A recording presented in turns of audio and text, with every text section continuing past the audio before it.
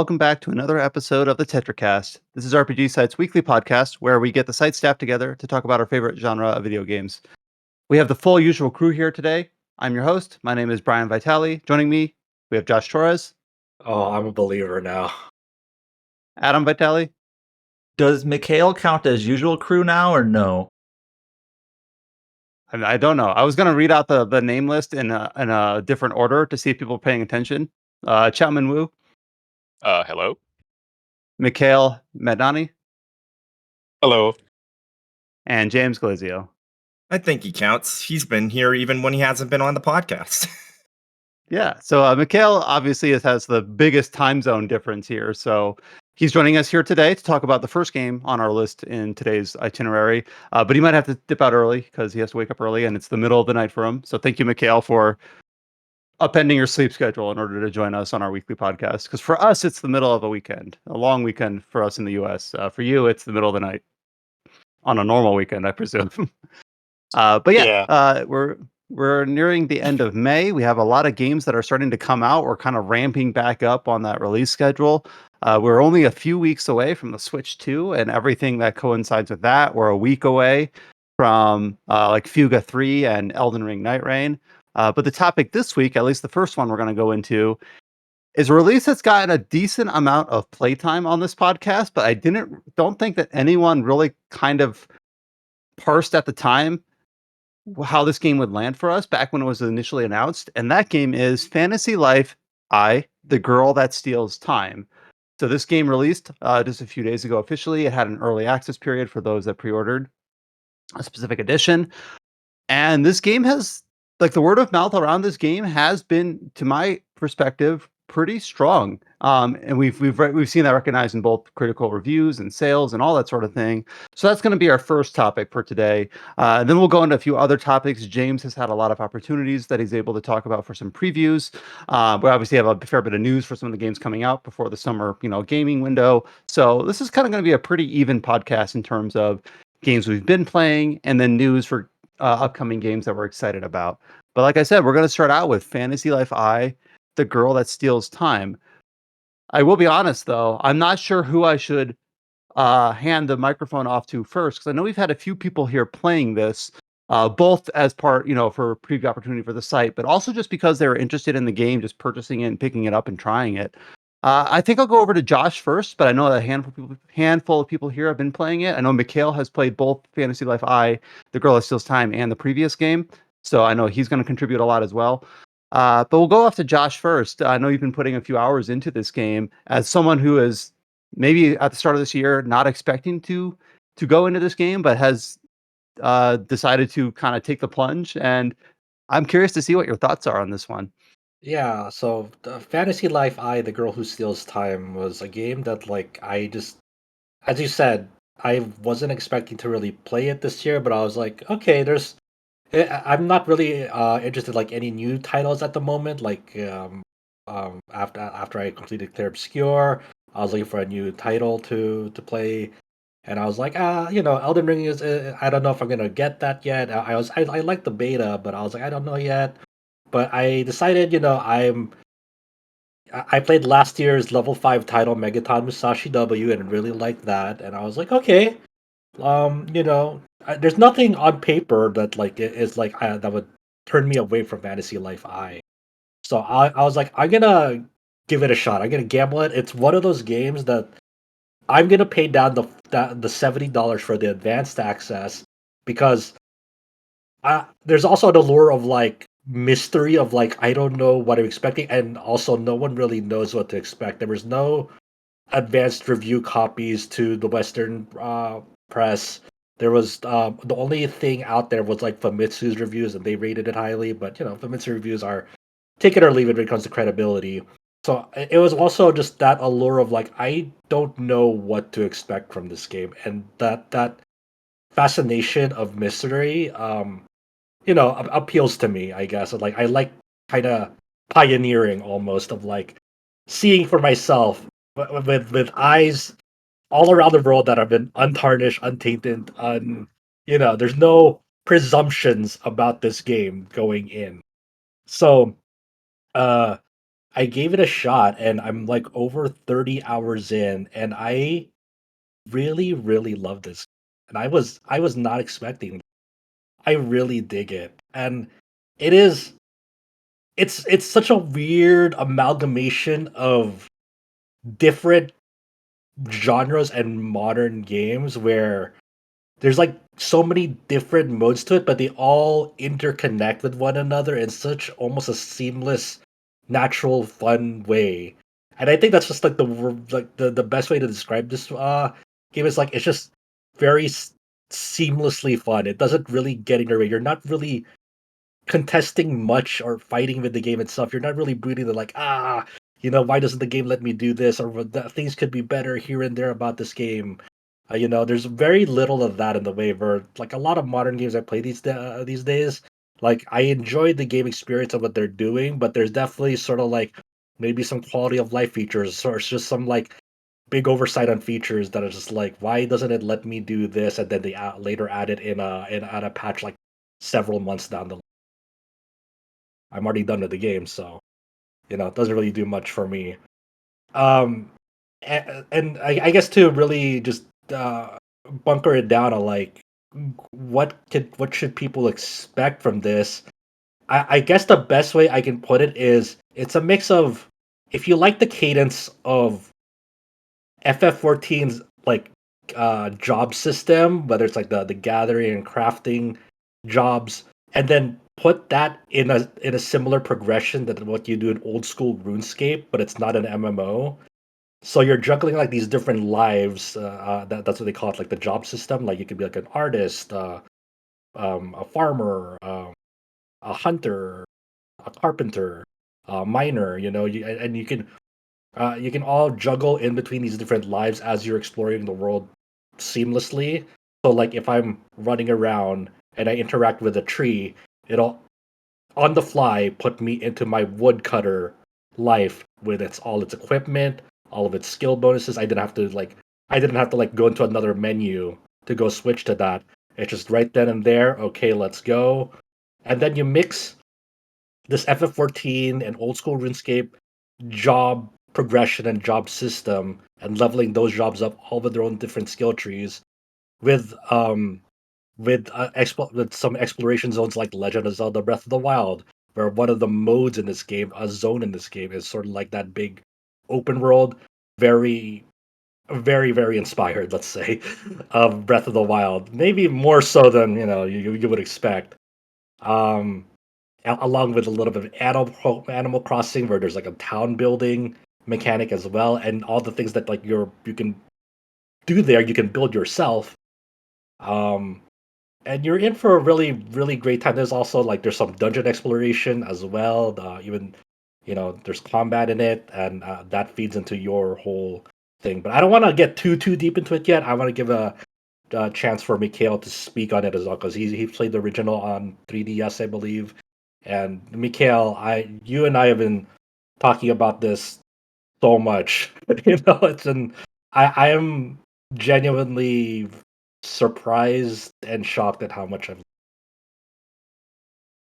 So yeah, like coming to this from the 3DS game, it's a bit weird. It's like meeting up with an old friend after like 10 years over drinks and just seeing how far they've come like over the last 10 years and oh, that's so good. Good to see you did this and all. And that's exactly how I felt playing this. So much of it was familiar because they reuse a lot of the music, which like I'm sure you like the soundtrack as well. I love the Oh yeah, soundtrack it's still. great. It has new songs, it has old songs, and yeah, what happened is on like I mentioned this before on a previous episode of the podcast.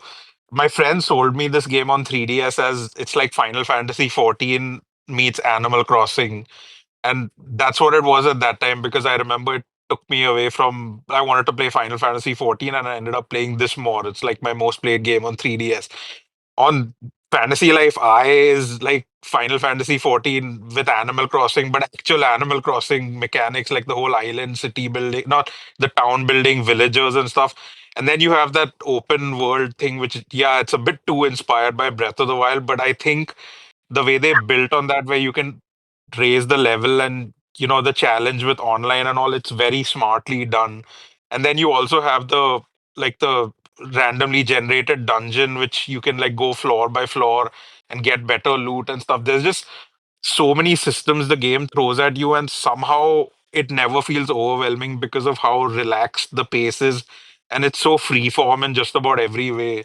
So Yeah, it's very much like a checklist type of game. If you like doing checklists in games, of like, hey, I have this, like, I see my goals. It's all done in checklist format. Like, if I want to rank up to the next rank in this job, like, let's say carpenter, it gives you a checklist of like, okay, go craft this regal chest, this regal sofa, this regal bed, and like, and you do those, and you just do those checklist tasks. You go over to like the they call them the life masters, and then it's like, yep, you have enough points, you can go rank up to the next one right away. Go to the next the rank, other and then you have a new checklist to go do. So this just reminded me of how there's so much quality of life improvement over the original game, because now you can fast travel directly to your life master. I don't It's think so that was good. there in the original. Yeah, They also added the ability to like climb up walls. You can run, you have your mount and stuff. It's just a lot of the I was thinking about how when we discuss Monster Hunter, you talk about how they've sanded off some of the friction and it's ended up as a net negative. I think every single change they've made to Fantasy Life, except for I think the woodcutting, which is a bit step back. The mini game feels like a step back in a way. Except for that, I think everything is just so much better than the original. It's like they took my memory of Fantasy Life on 3DS, translated that to HD, and made everything just play in a way that it doesn't annoy me like it yeah. did before. But when people talk about the original Fantasy Life, and there's like a common thing like that I've spoken to people about who have played the original Fantasy Life. It's almost always usually in their top 10 games of all time, almost always. And I'm like, that's really interesting. That like the majority of people I talk to about this and they've played that game, like, man, that must be one hell of a game to just that to have that consistently rank. If you're to say your favorite games ever, it'd usually be there. Yeah, I Um, heard the same thing when I was playing like Rune Factory back in the days. Like, if you like this game, you have to try it. But I don't know. I just probably ignored it during that time. People say yeah. it's better or close. Oh, it's just like that, right? Back in those days. Yeah, and what makes the gathering and the crafting fun? Because on paper you're like, okay, that doesn't seem that fun. Of like if I'm not gathering and crafting, like there's actually mechanics to it. So for example, if I'm doing fishing or wood cutting, like it's like you're having a battle with the gathering node that you're in. So for example, when you're cutting down this big ass tree, there are you have full control of a 360-degree control over like where you are gonna cut the tree from, like which location on the tree. And there are things called sweet spots in the game where if you are standing at this zone on the tree, then all your hits are gonna come out to critical hits. And so part of the before you even start cutting the tree, like you get a very early upgrade, very very early, like one of the first upgrades you get on your gathering skill tree, for the woodcutter, that says, hey, you can go check around first if this is a sweet spot. You consume a little bit of SP stamina points, just a Inspect the tiny wood. bit. Yeah, you're inspecting, and then you're looking for basically a pink exclamation mark that lets you know, hey, this is a sweet spot right here. And then you're like, okay, time to go to work. And then you have different ways of cutting. Do you want to do a light attack or a heavy attack? Um, and then you later upgrade the skill tree to gain new skills that lets you charge the light attack or the heavy attack for a meteor hit at the cost of a little bit more stamina. Then eventually you'll get an upgrade that has a super meter as well. So when you fill up the super meter, you can do an extra charged awesome hit that consumes no stamina, that does a bunch of damage. And if you basically overkill that node, that gathering node, so you just do a bunch of damage when else it has like a sliver of health, you'll get like an excellent finish on it, like a finisher. And that means that you gain more resources and more stamina bubbles back to replenish your stamina uh, from just normally cutting it down. So there is like a bit of thinking when you're gathering, because it's kind of like you're in a battle with that gathering node, which is a really weird thing to say, but that's how they do it, and it's really fun. And the crafting mini games, like when you're doing artist or carpenter or cook, um, they have these as you level up, you get a certain amount of recipes, and you go check the recipes, and when you have the ingredients, you start crafting. And it puts you into this mini game where there's like three different things. So let's say for carpenter, you have this a wood cutter, you have this hammer, and you have log chopping. And there's these three different segments to this mini game, and you have it's basically a QTE where you have a certain like uh commands up on the top of the screen that says, "Hey, here's the order of what you have to do things in." So the order might be chop wood, wood cut, um, then hammer, then chop wood, and then you do that, and it's like, okay, and then you fill up a progress bar. Then you do the next one of like another sequence of like a combination of these three. And sometimes within that combination, you have to either hold a certain thing, like you have to hold the wood cutting, or you have to tap the hammer command, or you have to rotate for like say cooking, you have to rotate a pot with your right analog stick or your mouse, and so forth. So and as you get better at it, that progress bar will fill even faster. So let's say you're trying to craft or cook a basic dish, and you're like already at like expert level. That means like within one or two like um command lists, let's say, you're already done. Opposed to like if you're a lower level or proficiency, it would take more command lists to fill up that bar. Um, and if you do it well, like say you get like a great job or a perfect, then you get rewarded with more of that like dish for cooking. And if it's like for blacksmithing, you'll get like a better quality like armor or weapon or tool that you were crafting because you just did like a good job getting through that progress bar quickly and in an efficient manner. And and because of that, sometimes the product that you get will have like abilities that are kind of randomly tacked onto it, like say like +5 cooking, or or you can create wooden tools and weapons better, and stuff like that. And a really really nice like small little detail. This game is full of it, but a really nice small little detail is that you can actually use like a signature um to like say, hey, I crafted this, here's my signature, I put my signature on it. And it's just like as like it's a more personalized touch because there's actually trading supported in multiplayer. So like if you are partnering up with a buddy and say, hey, this buddy of mine doesn't like to do carpentering, but they want something that's only locked by the carpenter crafting, you can do it for them and trade it to them, and then you can have like that signature on it, and then they'll have it and it has your signature on it. And I'm like, that's fucking awesome, you know? That is That's really really neat, cool. actually. Yeah. And it's just like small little details like that. That's like it this is such a charming game. Like every like UI and the whole visual presentation, the HUD, it's all very bubbly, bright, and like it's very much tailored and made for a younger audience than mine.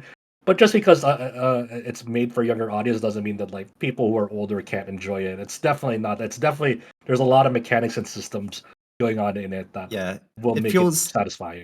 it feels really nice having a game like this come out and be like spoilers for the news. But if you're listening to this podcast, you probably already know. Yeah, this is maybe a little too early to say saved level 5, but they're probably not within like imminent. They're probably not imminently facing bankruptcy anymore.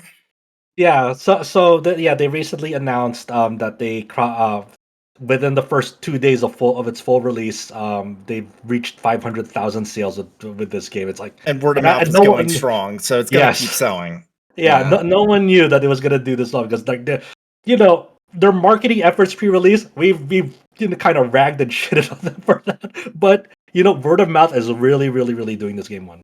And it helps that, like, since it's cross-play and cross-save, I know a bunch of people that are already planning to, like, re-buy it on Switch too when that drops, because it's like it's a perfect handheld game. Like most of the people I know playing this are playing it mostly on Steam Deck because it works really fucking well there. Yeah, a lot of people play, like I've been doing like PC and Steam Deck or like another console and Steam Deck. It just and it kind of works just seamlessly, you know. Like there's no fuss, no nothing to really push back against it. I have a few things I want to say. Yeah. One, I wanted to show appreciation for Mikhail doing a bunch of coverage on this game, like Absolutely. posting all the different news and little song videos and things like that. And even just last week, we were saying, like, does anyone know this game is coming out? We were hoping that this wouldn't go under the radar like Megaton Musashi did, that like Josh really liked and talked about last year. And I think as of this morning, there were 3 reviews on Metacritic because there weren't any early access copies. But despite all of that, despite everything, this game is seemingly kind of catching fire, and a lot of people really like it. Fully word of mouth, so that's really cool to see. Yeah, it's also just my favorite time of this game's life cycle of it coming out, where since no one has, it's kind of a weird thing to say because there's kind of antithesis of like what we do almost, but since there was no really pre-release copies, you don't really have like a bunch of like strategy guides out there all of a sudden, like this is exactly where you find everything and whatnot. And here's the optimal way to like do things. And we're at a point in this game's life cycle where like people are just finding out as a community of like where things are and like there are these, for example, there are these NPC supporters like that you can invite in your party in the game, like NPC party members, and they first manifest as beings called strangelings, where they basically got infused with an object. So when you find them out in the world, they are like an object with like a human like features on them, or like you one of the first ones you meet is like a drawer, and it has like an eyes and a mouth, and it's like you know very anime style eyes and a mouth on this drawer, and you're like, what the fuck is going on? And this could be like for like just other objects. One is like a sword, one is like a sewing basket, another is like a sheep, and it just has like human eyes and mouth over it, cartoony. So you have to go up to this like goddess altar and to turn them back, basically, and they join your town after you turn them back, and you can invite them into your party as well. But a lot of them are hidden throughout the Breath of the Wild-esque open world, whether it's like on this overworld where you can find them, or like in the shrines which kind of literally look like the Breath of the Wild shrines, to be honest, as rewards for that. And there's been like, you know, a large community effort to like find all these strangelings that you can turn back to become your party members and join your town. And there's like 50 of them, and it's like, and some of them are tricky to get because some of them are locked off of like quest progression type stuff in that open world. So it's been really nice to see like the community, like, you know, kind of rally together and try to find where these NPCs are. But then there's like other like small like little features that are easily missable, even though they might have tutorialized it or there's a tutorial tip. Like I just completely forgot, for example, when you're starting a crafting mini game, you can choose like up to 2 NPC buddies to help you out, because each of the buddies has like a class or life associated to them. So I was like, let's say I want to tailor something, so I can choose up to 2 buddies that have the tailoring life on them to assist me and boost my tailoring rating. So like so I'm making sure that like I'm like in a comfortable spot to successfully tailor something. So you can actually equip all of these NPC party members with like armor and equipment and weapons, tools, whatever. So a neat quality of life thing that I just completely forgot is that before you start that crafting minigame, if you have these 2 tailoring buddies, for example, and you forgot to equip them with like your good needles that you collect or craft, you don't have to back out of that menu whatsoever, then get them in the party and then equip them whatsoever and make that all of a hassle. It's just like, no, just press the touchpad button on the screen right before you're about to craft, and you have access to both of their equipment screens, so you can just like equip them real fast and then go right there. Like you don't have to back out of like the whole menu and do this whole process. And it's just like small quality of life stuff like that I really really appreciate, because it's like it just makes me think and probably obviously truthfully believe that, like, hey, the developers of this game care, and they actually really played this game and thought about ways of like, okay, this seems like this is like an inconvenience, like in the sense that like it's needlessly there are ways around this that don't have to be like needlessly inconvenient, basically. So they like went into that and like added the quality of life feature.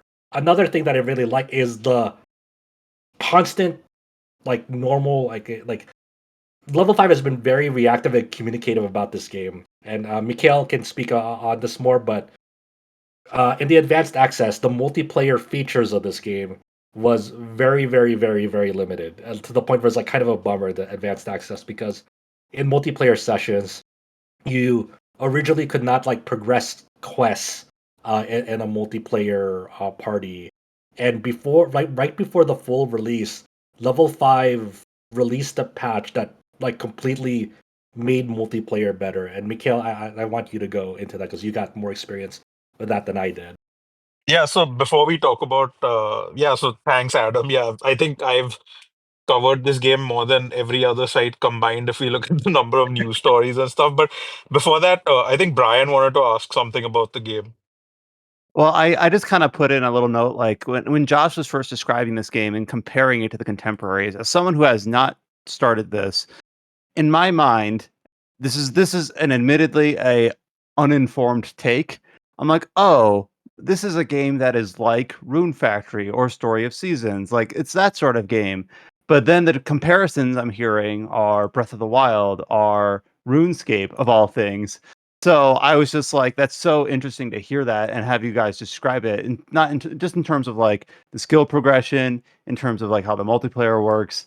Um, and I've seen like obviously in some of the zeitgeist or social media impressions where it's like, I want to build this weapon, but in order to build this weapon, I've got to improve my uh, blacksmithing. In order to do that, I got to create this piece of gear, which means I need to improve my tailoring. And I don't have the quite exact progression, but you just kind of end up in kind of like this completely holistic uh sense where the game feeds into itself so naturally. And that does kind of like, that meme of, like with the monkey that says neuron activated, where it's like, oh, this is kind of like old school RuneScape back in the day, where you would just like go on a spider web of, oh, first I got to do this, but before I do this I got to do this, and then but if I want to do that better, I should explore over here and improve this first. And it doesn't ever feel like you get off track because everything is progression. And that sounds like a very clinical way to describe it, but it is something that is inherently, I think, I don't know if addicting or addictive is the right word, but it's the sort of thing that makes you keep wanting to play more. Like one kind of like the whole one more turn thing in a strategy game. Like, oh, just one more thing, one more goal, one more milestone, one more thing I got to improve and progress. So my one question was like, what is the general, outside of how the game plays or how it feels or how it looks, what is like the general like premise in terms of the character you inhabit, the world you inhabit, and like what you're setting forth to do once you boot up the game and you're a few hours in. Why is a girl stealing time? Yes, there you go. Well, the story you basically start with this professor trying to go to this uninhabited island, and they just try to go there. And as they go there, there's like a giant fog, and all of a sudden, a dragon comes and attacks them. So that's basically how it starts. So. I Yeah, want to so- stress, you say a dragon attacks them. I think that kind of undersells the fact that dragon has ICBM missiles and fucking tries to shoot your ship with them. Yeah, the beginning of this game is like a little bit unhinged. So yeah, as Chow and James have mentioned, so you start out on this ship to go to this unexplored island, and you're like you have like it's like almost an expedition of sorts. You're traveling with this archaeologist, and there's like this fossil of a dragon on this ship. So as you're getting closer, as they mentioned, there's this big purple dragon that flies out, and as James mentioned, there's a missile racket like vest that it's wearing, and it unleashes those missiles onto the ship, and we don't know why. But the funniest thing about this is as those missiles are traveling to your ship, Edward, the archaeologist, gets in the way and like tries to body block the fossils behind him, so like as if like his body will stop the missiles from hitting the fossils. So it's like It's the thought that counts. yeah, thanks, Edward. So the fossils dragon comes to life right before you all blow up and you escape on the back of that dragon, and the ship blows up. No one dies actually on that ship, even though it looks like everyone dies on that ship. No one does. Um, as you guys are flying spiral out of control from this dragon and the mayhem, and you let go of Edward because as you're falling down along with this fossil dragon, and right before you hit like the ocean, a portal opens up, and you traverse back to the past of this island, and you meet this a girl named Rem, and she's the princess of this kingdom, and this is kind of like where it gets weird because like the very first like tutorial part of the game is how do you get back to your own off this island, and that's where you get the first basic tutorials, and it all culminates to like getting these dragonuts to restore like the state of this dragon, and then you go back to your time, and that's like the tutorial part of it. This is where you start like learning like different lives because you need to earn money to pay off like the damages that you did when you I found that so funny. tra- I didn't even know that like I destroyed the house. Just like froze a chain at the dragon. Like you owe me 10,000. I was like, what? What did I do? yeah. So yeah, like after you get the dragonauts and you're about to fly off, this lady like throws a chain to the fossil dragon's foot, and like you guys come crashing down. She's like, "Nah, you're not gonna get away until you pay off all the damages that you did." And that's how you start learning about the life job system. But the core story of this game, right? And this is where it gets really weird because you throughout the game you're traversing through three different, let's call them realms. There is this past realm where you got transferred to, and this past realm consists of five different islands.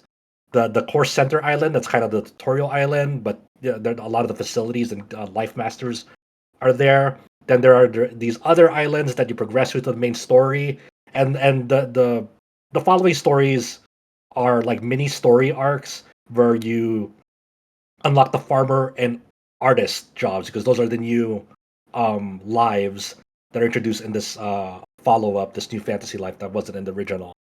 Um, and there's the present state of the island that's like your normal time, and that's like all in ruins. And this is where the town building takes place, and also where the main story progression and main story blocks take place. Because in the present time, as you're exploring this island, you go down to this abyss, and you're trying to find this artifact called the cog. You don't know much about it, but Edward is seeking this cog. So you help him go down and traverse these depths. And throughout this whole traversing through the depths, there are progression blockers where, let's say, you get into a scuffle with this antagonist. I believe her name is Carla, and and you're trying to get away from this antagonist. So you're trying to hide from her and stuff, or very early on, and then once you encounter her, there's usually something that happens within this exchange where Edward and Carla, like get in a scuffle, and let's say a big boulder is in your way, or and then this big boulder is like, okay, we have to do something about this boulder because there's not enough of us to get through it. So you have to learn about like how you gain NPC party members, NPCs. How do you go through this whole tutorial through the game on like strangelings, and how you revert them back, and how you get them to join your town essentially. So you have enough people to like move that boulder, and then something as you get past that boulder, you reconvene with Edward. You continue going through the depths. Then something like as you're traversing through the depths, you encounter Carla again. Edward and Carla go past another thing, and then let's say this big plant is in the way now. This sentient big giant plant is in the way. With Edward and Carla on the other side, and you have to figure out how to get past this plant. So then you start the farmer main story arc, and so on. So that's been like the main progression so far. Of like the main story progression is to find this cog, but along the way there's a lot of like progression blockers, which makes you do other stuff. And then there's the third realm in this game called Ginormosia, and that's the big Breath of the Wild open world zone that has like a lot of the party members and materials and so forth. Mikhail, go on. What did you want to say, Mikhail? So no, I just wanted to go back to the part where you brought up when the deluxe edition early access unlocked. There were a lot of complaints about the multiplayer because, Yeah, and there's still a lot of misconceptions about it. That's one of the reasons why I did that guide. But what, like, to give some background to listeners, when the game shipped, you could like grind with friends, you could attack monsters, fight bosses, and get materials, but that wouldn't count to any of your quests which you were completing. So like side quests, main story quests, nothing counted. You couldn't complete your life quest, which is how you level up your lives. Like you get like maybe 5 or 6 quests which give you stars, and when you hit a certain barrier of stars, you reach the next rank for that life. So nothing counted for when it unlocked for PlayStation, Xbox, and Steam for the first day. But level 5 has pushed out like 3 or 4 updates in that early access period, only on the PlayStation 5, 4, and Steam versions. So now, if you play with friends, you can actually get notifications that your quests have been completed and turn in quests for side quests. Main story quests get paused when you get into multiplayer. So, like, this is not a game which you buy to do the story and co-op with a friend. The story is its own thing, which you'll be doing outside multiplayer. And I think the certification delay with Nintendo Switch and Xbox is what causing that version to get the updates late, because what's happened is now the PlayStation and Steam versions are at 1.1.4, but the Xbox and Switch versions are still like a few updates behind. So you can play with those people on those platforms and use cross save, but it's not at parity with how the multiplayer works. That'll happen apparently around the 29th, going by their website. So yeah, because like how James said, like there have been people who've been playing it on Steam Deck and like another platform, and like Josh said, I've been playing it on, like, we got a review code for me on PC, so I've been playing it on Steam Deck mainly. But I bought the Nintendo Switch version because that seems like the version that would have the most interest and the version I was most curious about. And thanks to cross save, it's been easy to test that. So I've already gotten like 10 hours into it now, and I move back and forth on that. And it's surprisingly much better than I expected. Like, you remember what they showed in that direct in April, I think, right? It looked like dog shit over there. Like, I wasn't even sure it was going to release on Switch in that state.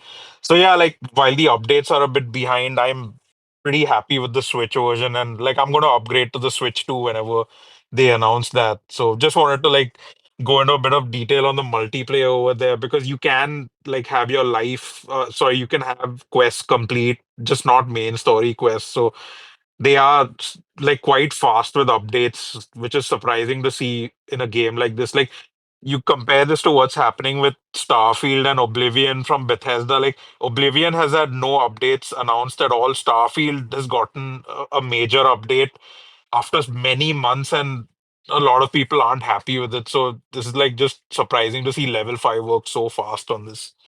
yeah, I they have were a question they for were you. same with Megaton Musashi also. They were very, very good with updates with Megaton Musashi in a timely fashion. So Yeah, it's go cool ahead, to see. Chow. Go for it, Cho. So I remember this game has some DLCs. I was thinking like if you buy like DLCs would let cause your save to be incapable with like cross So saves or something. So, what happens is the deluxe edition is, it has some cosmetics and it has a mount. They've mentioned on their website that you will be able to cross save, but the deluxe edition items will be unequipped, or they won't be usable on the other platform until like you buy the deluxe edition upgrade there. So in my case, I bought the deluxe edition on Switch because I was like, if I'm spending 60, may as well spend $70 on the eShop. But yeah, like I have spoken to friends who only have like standard on one platform, and it lets you cross save, but those items just get unequipped. So like if you're using the like it has a few cosmetic like full outfits, so those just go away apparently. So you'll be wearing your default stuff, and I, that's how it works. But because the mount is just cosmetic, right? Like you get yeah. a mount for free through like main story progression, and that's when you can actually equip the deluxe edition mount. So it just goes away. Like it uses the default mount as far as I know.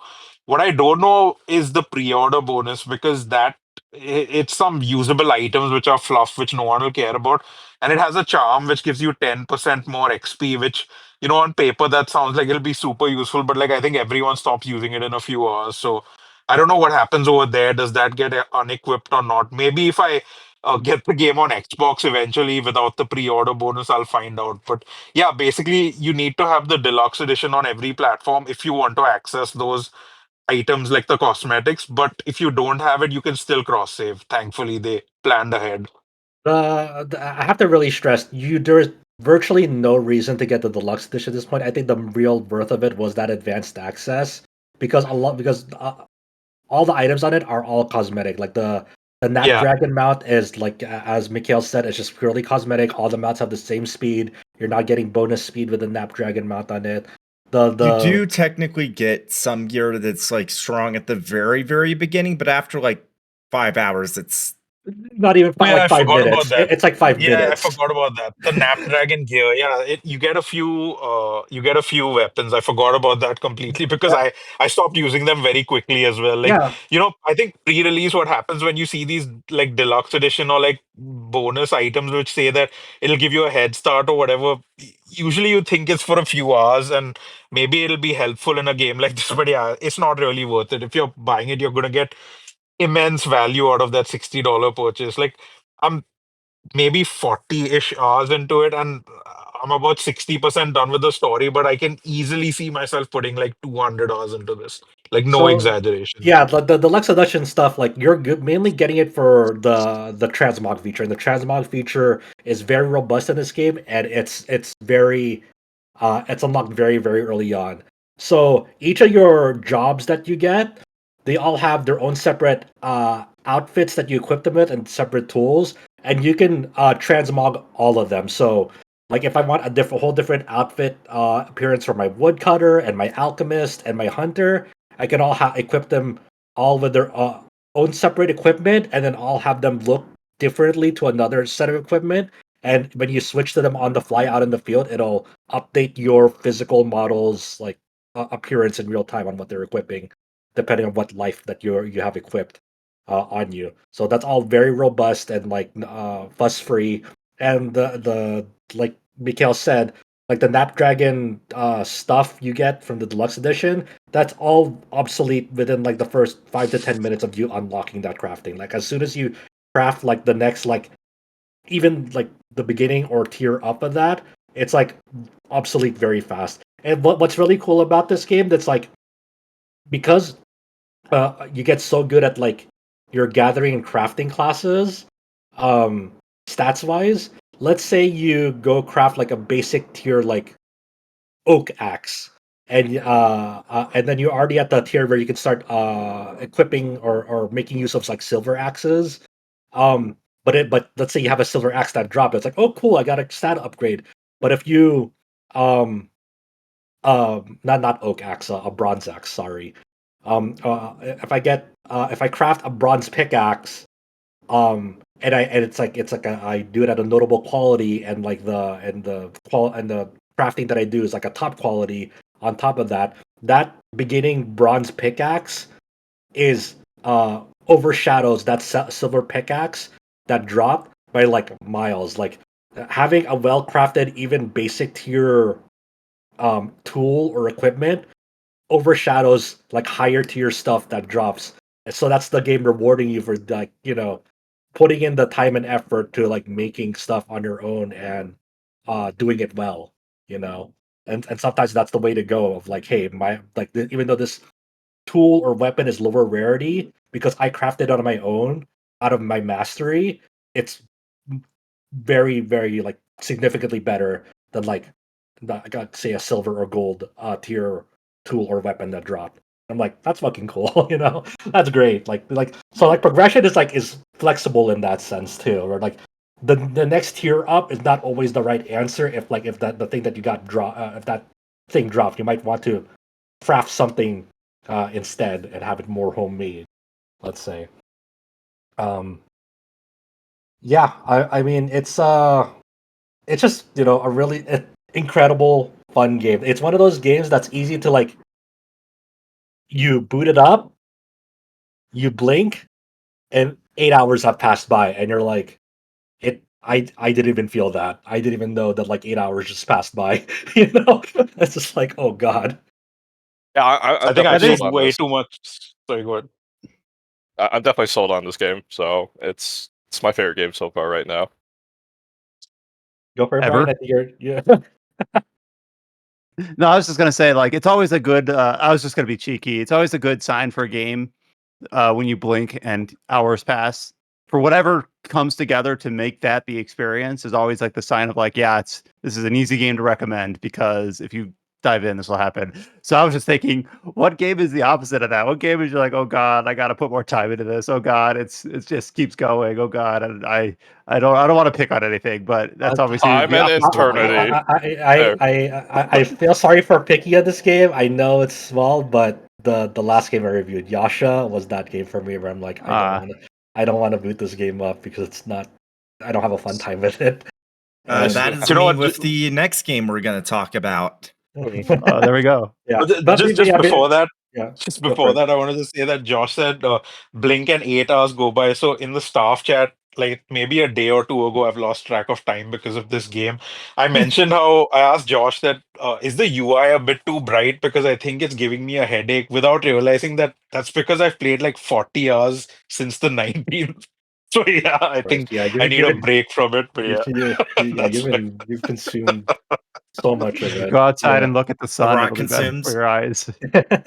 Yeah, and also I just want to stress, like, for people who are worried, like, will I miss a lot if I just want to play this as a single player and not multiplayer? It's like multiplayer is totally optional. You don't have to touch it at all. It's not mandatory for any part of the game. Like the nice thing about multiplayer is like there are these treasure trove dungeons that usually you get a form of currency that you can exchange at the shop for cosmetics, like more hairstyles, for example. And like if you're in multiplayer, you'll get more of that currency because there's more people there. But it's like it's non-trivial. You can just like run it again on your own, and it'll be totally fine. Um, it's also just like, yeah, like if you want to get like more materials in a shorter amount of time out on the open world ginormosia section. Like I hear that multiplayer is good for that, where like because people spread out in different directions and gather stuff. It's just like it's more of like convenient, like getting more stuff because there's more people, not necessarily because, oh, I need, like, it's not because like, oh, this boss raid, for example, is impossible without um 4 human players. It's like, no, that's definitely not the case. And there are also, once again, many NPC party members that quickly level up if you're fighting stuff at way above their level. So like if like I get a new party member and they're level 1, if I just beat a boss and they're still alive, they like go up to level 33 immediately. You know, it's like, okay, it's not a big deal either. So you can totally just play it as a single player game and you'll be totally fine. Good game, gotta say. And I might have asked this on a previous podcast. Like, as far as I know Mikhail got a code and did you do a feature on like Steam Deck or Ally or Switch on this one? I forget. Yeah, I did a so what happened is we got code on the 19th and I got code maybe 12 or 14 hours after the early access unlocked. So I was playing more or less non-stop since then. And I knew that since the game was out on PC, like there were a lot of people who were playing it already. So I wanted to mainly focus on the Switch version. Like, I was very curious about that as well. So I pre-ordered that as soon as it unlocked, logged in, synced my cross save, picked up my progress where I was, did stress testing for about 3 hours, and yeah, put up my feature covering how it is on Steam Deck, both Steam Decks actually, the LCD, OLED, the ROG Ally, and the Switch. And I was like, that's going to be enough after, like, I don't even remember how many hours I had at that point, but yeah, I put that up and just chipping away at the game now to like finish what I want and then do the full review for it. So that, and I also have like guides on the site for quite a few things in it so far. So yeah, those are up. Yeah. Yeah, and you mentioned also, and I saw other people mentioning who were trying the Switch One version, where like the pre-release marketing of the Switch One version betrays the actual performance of that game. Now that's the rubber has met the road, where it's a solid Yeah. 30 FPS, and like the only way times it really dips noticeably is like if you're doing like big terraforming stuff on your town. Um, but other than that, I think people it have just been runs better. I genuinely, think it just runs generally, better than most yeah. late gen Switch ports and stuff. So I would say if someone's going to get a Switch 2 eventually, like you can still play it now. It's not unplayable or whatever. And I'm happy with the Switch version, so I don't regret buying it and all that. I'm still playing it over there. In fact, the only thing that's really annoying me, which I'm realizing more now, is the ABXY position with confirm and cancel. I keep getting thrown off because like when I play on Oh Steam Deck yeah. on one room, like I have my Steam Deck LCD literally docked in the living room so I can play on the TV there. And if I pick up the Switch and I've mispressed something now because of the confirm and cancel. So that's the only thing which is a bit annoying for Yeah, me. But yeah, that's more of otherwise, an inherent hardware thing because yeah. that's the way society has decided things are. So and as for the guides and stuff, I've just been like, as when I hit something or when people ask me something, and I'd see if it makes sense. So yeah, the online multiplayer seems like the biggest thing because there's so much misinformation about how it is on one platform, people assuming that's how it is.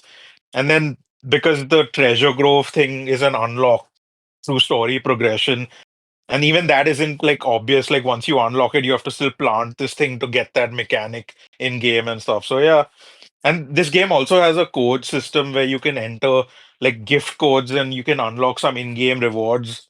So yeah, a Yeah. lot of stuff happening. I think they're gonna give out another one of those codes now to celebrate 500K units. So that's probably gonna be maybe tomorrow.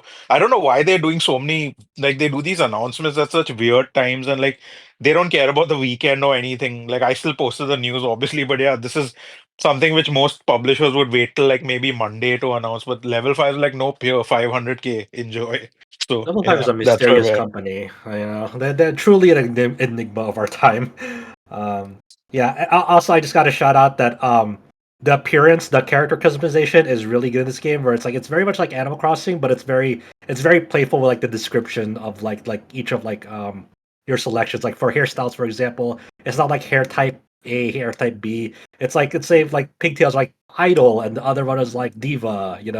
They have colorful names for each of like the selections that you do. And once you unlock the town building feature, like fairly early into the game, you can fully re edit your character, every single part of them, even their name. So like if you're not satisfied or you want to continually update like the appearance of your character as you get new outfits and stuff and rename them, you're free to do that once you unlock like the town building feature.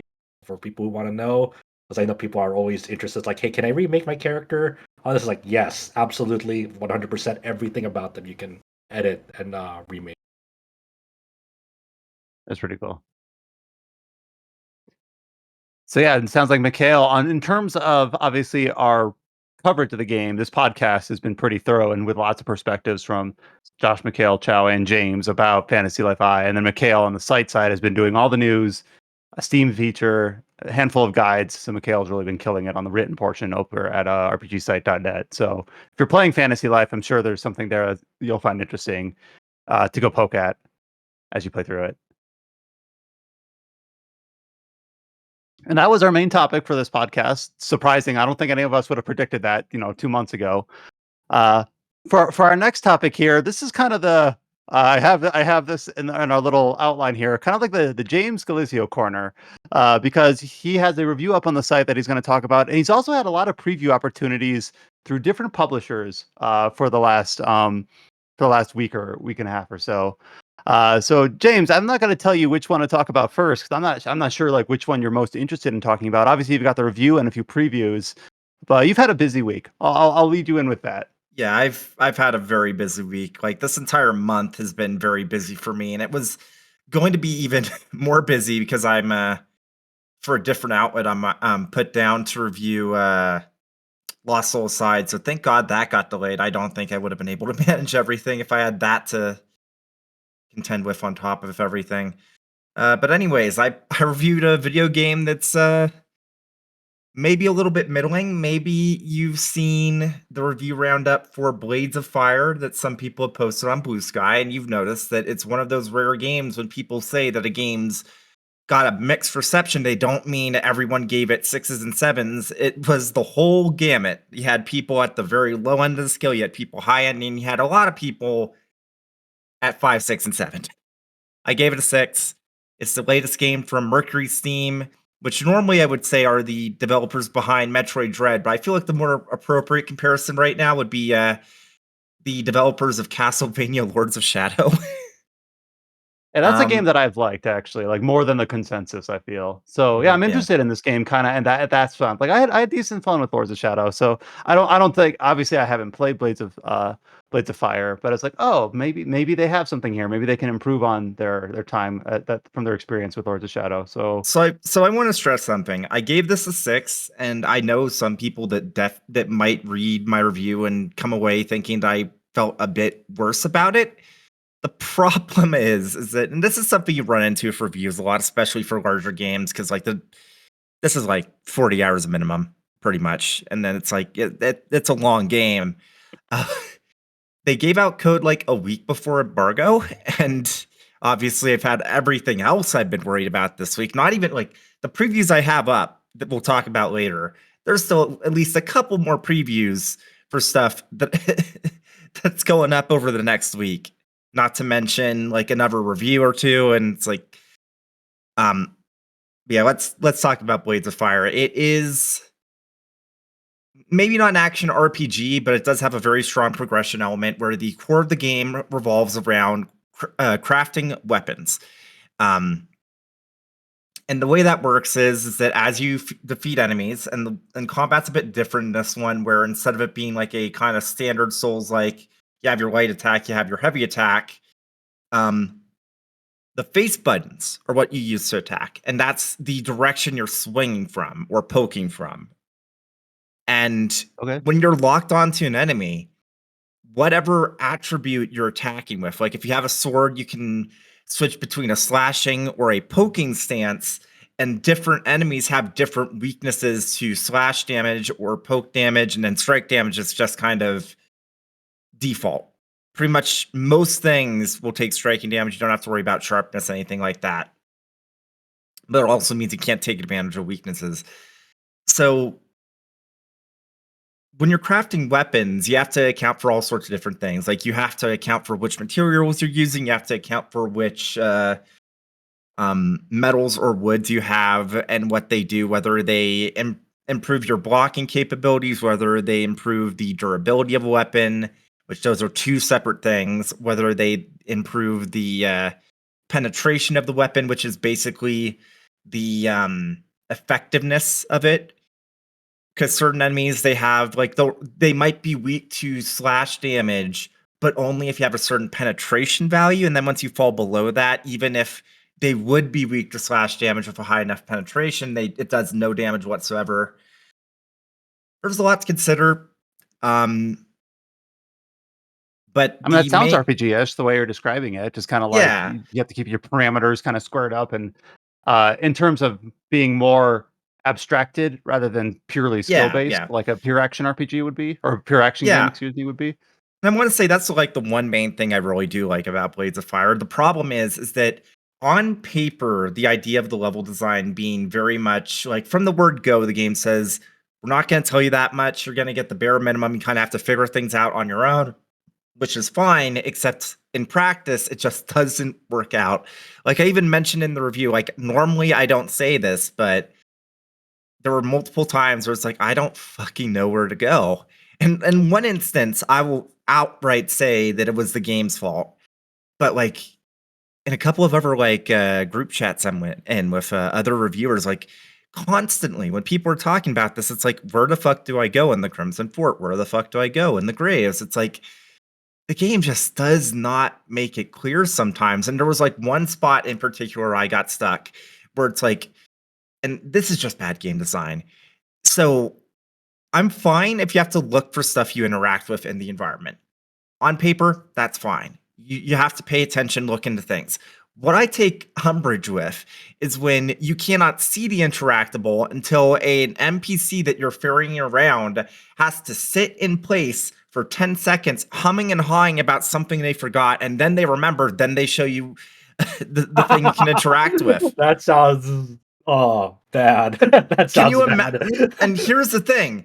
They're delayed until they start humming and hawing. So if you are looking around and you're in an area and you somehow miss the trigger for them to say, wait a second, I'm trying to remember something, you can go past this one area that's the progression, like constantly for hours on end, wondering, where the fuck do I go? What the fuck do I do?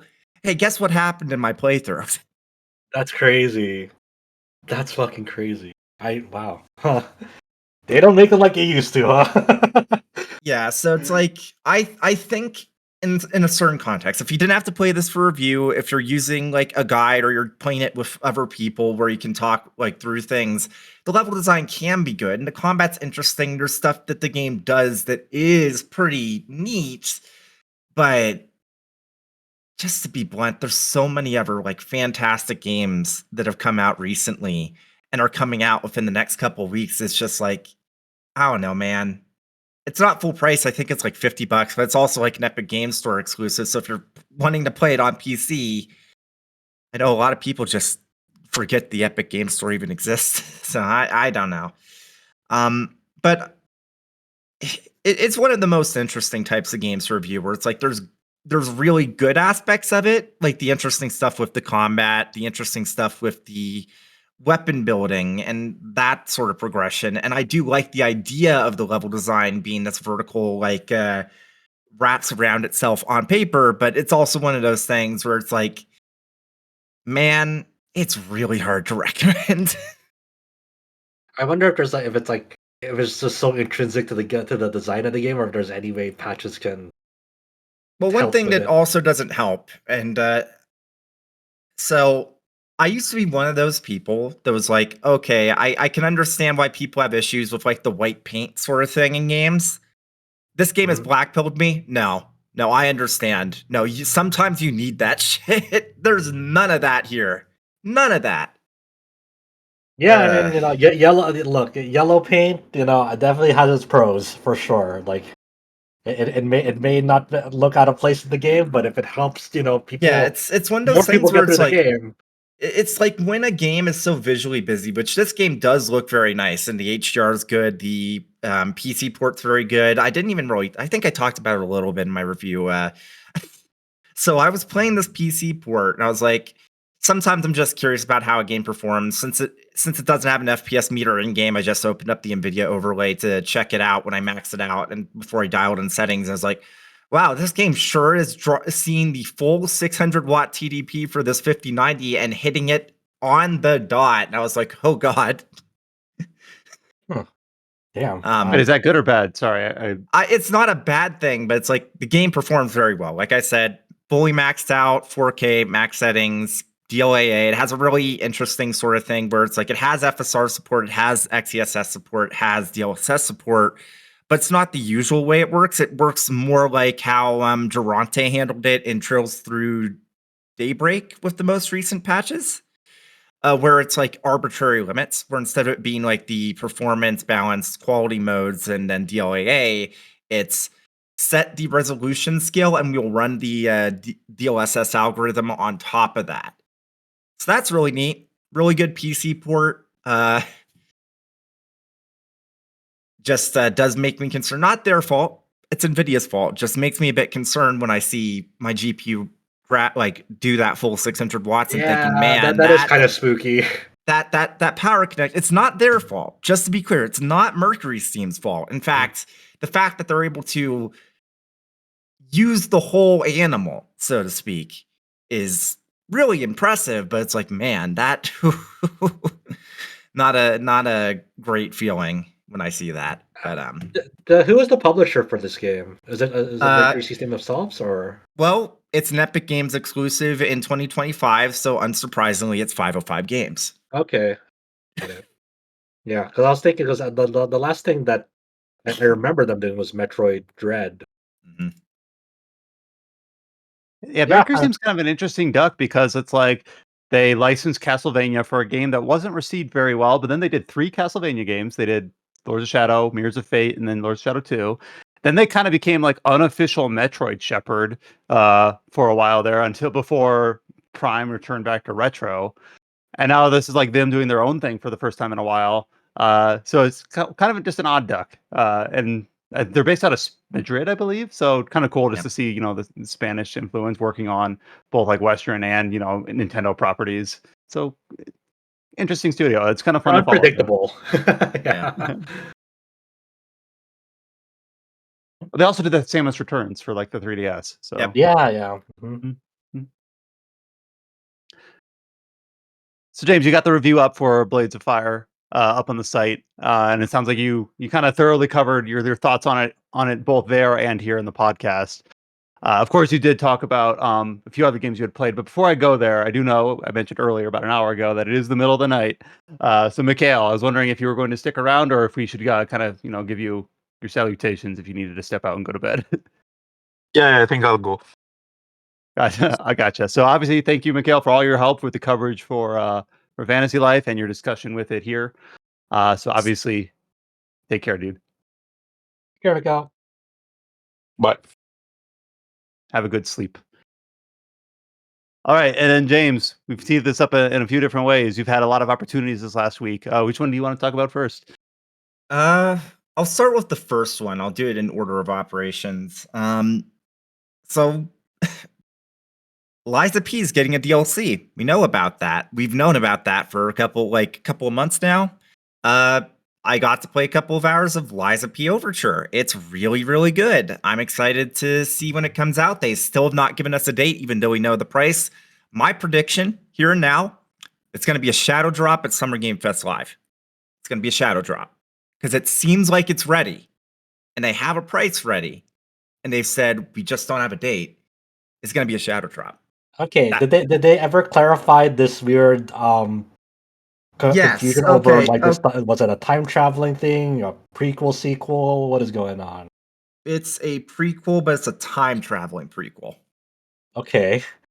It's like it's very clear because so the preview was split into two things. One of it was the kind of like boss rematch thing that they're adding with the new patch, which let us tackle 3 of the DLC's new bosses. Then the other half was literally like right after you get dropped in the first zone of the DLC. You don't see the lead up to it. You don't see the story leading into it. But as soon as you're dropped in, you play about an hour of that. So you play the first zone of the DLC. You get bits and pieces of from that alone, you can tell, okay, you've been transported to the past. That's what's Okay. going on. Got it. But yeah, it's Liza P. But you can tell that since the base game did so well that they were able to put a bit more budget into this DLC. Some of the new weapons are really fascinating. The one I used was like a kind of like lance. It's also a flamethrower that is honestly kind of OP, and I'm pretty sure it's the only reason why the characters for the preview event were set up the way they were, is if they had any sort of advance whatsoever in their stats, that thing would just absolutely tear through the entire. Alas, that's also a flamethrower. Got it. Noted. Yeah. But yeah, it's Liza P. Is it? I Is it? But how did they go over how you access it? Is it only like a post game thing, or is it found throughout the story? Did they go over any of that? They said that you can I don't know where they said specifically, but I remember them saying that you can access it starting from around Act 9. So it's an end game thing. But you can do it post game because the way Liza P works is that once you beat the game, you can reload into the end game state instead of going right into New Game Plus. So you can do the DLC after that. Okay. Which is what I'm planning to do because I just finished the game, so I have that end game save. So I'm just waiting for the DLC to hit. But yeah, that's what's up. So one thing that they talked about at the preview event that was like a little bit confusing until they sent out the press release. Maybe they changed how they wanted to talk about it. But one of the things they told us before we had the chance to actually play the DLC was that at the same time as the game dropping, there's going to be a major update for Lies of P, the base game. It's going to add a couple of things. One thing, it's going to add the boss memories mode, which, as I said, lets you replay boss fights. It also gives you the option to set up a gauntlet of at least 3, but as many of the game's bosses as you want, to try and take them out in like one like gauntlet with no like refreshing for like any of your resources. So that's neat. But the other thing they're adding is going to be difficulty options. And they gave us a press release like literally the day before the embargo lifted, so I was able to update that stuff. And what they have now is that the original difficulty is now called Legendary Stalker. And there's 2 easier difficulties below that are completely new and are added to the game. And those were added not just because of like players that asked for an easier difficulty, but also because of people inside the team internally that were asking for an easier difficulties. Same.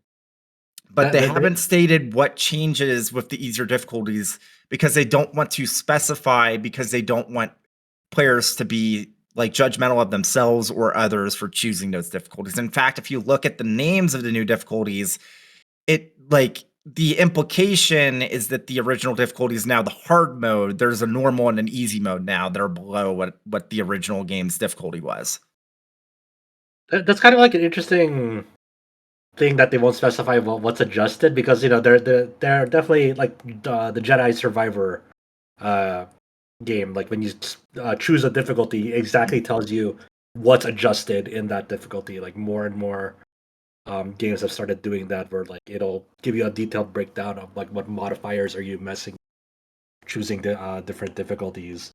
So I wonder with this one, like where it's like almost like a Pandora's box of surprises of like, you'll know if you know the original difficulty and compare it with these ones. That's how you'll know. This is a little bit old man yelling at a cloud, but it is interesting that difficulty game like settings in almost all games now have to do like some in-universe like it can't be easy, normal, hard. That because that drives away players, I suppose, is what the research shows. So they always have terms that are like bespoke to the game, like expeditioner or journeyman, or like they and it means the same things, but it's always a little bit obfuscated. Like, okay, which one is the normal mode? Sometimes that's a little bit trickier to discern than I feel like it should be. And then, like you said, games are not consistent on telling you or not telling you what has actually changed. Is it just enemies have more health? Is it things do more damage? Are dodge windows bigger? Or it depends on the sort of game, with the sort of things they can adjust. Back then, we had cooler terms like Dante must die. Did you remember Resident Evil? So like the remake? So the official names for the difficulties this time, like kind of along those same that same idea. The easy difficulty is called Butterfly's Guidance. The normal difficulty is Awakened Puppet, and the original difficulty, which is now the implication by the name is a hard mode, is Legendary Stalker. So you can see how it's very clearly meant to be easy, normal, hard. They've just changed it so it like fits in with the game, and it's like, Legendary Stalker was the normal mode. You just made 2 easy modes, very easy and easy. I mean, we can all agree that the best difficulty name of any game is Hurt Me Plenty, right? There we go. Yep. Well, is that Doom? I'm trying to remember. Or Yeah, is that Doom. Doom. Do you remember the Resident Evil one? The one where it tells you to take a hike or something like that? It's like, oh, well, how do you like your hiking trip? Do you like it like a smooth ride, or do you like it kind of tough and challenging or something? I don't remember that too much. It's in the Resident Evil remake. Survey at the beginning. This is completely unrelated to difficulty choices, but that just reminds me of the most unhinged but hilarious choice for if you wanted to be a boy or a girl main character in Rune Factory 4, where it's like, how do you react to how high up you are? Wait, what? I'm flying up, baby. Huh? In the Japanese version, it's very easy because they're saying I. It's like Boku, and the other one's like Atashi, or something like that. Okay. That's so they localize it. It's like, I'm flying up high, baby, and it's like, oh, or Oh something. goodness, I'm so high up. Something like Yeah, that. that one was the girl one. That's It- funny.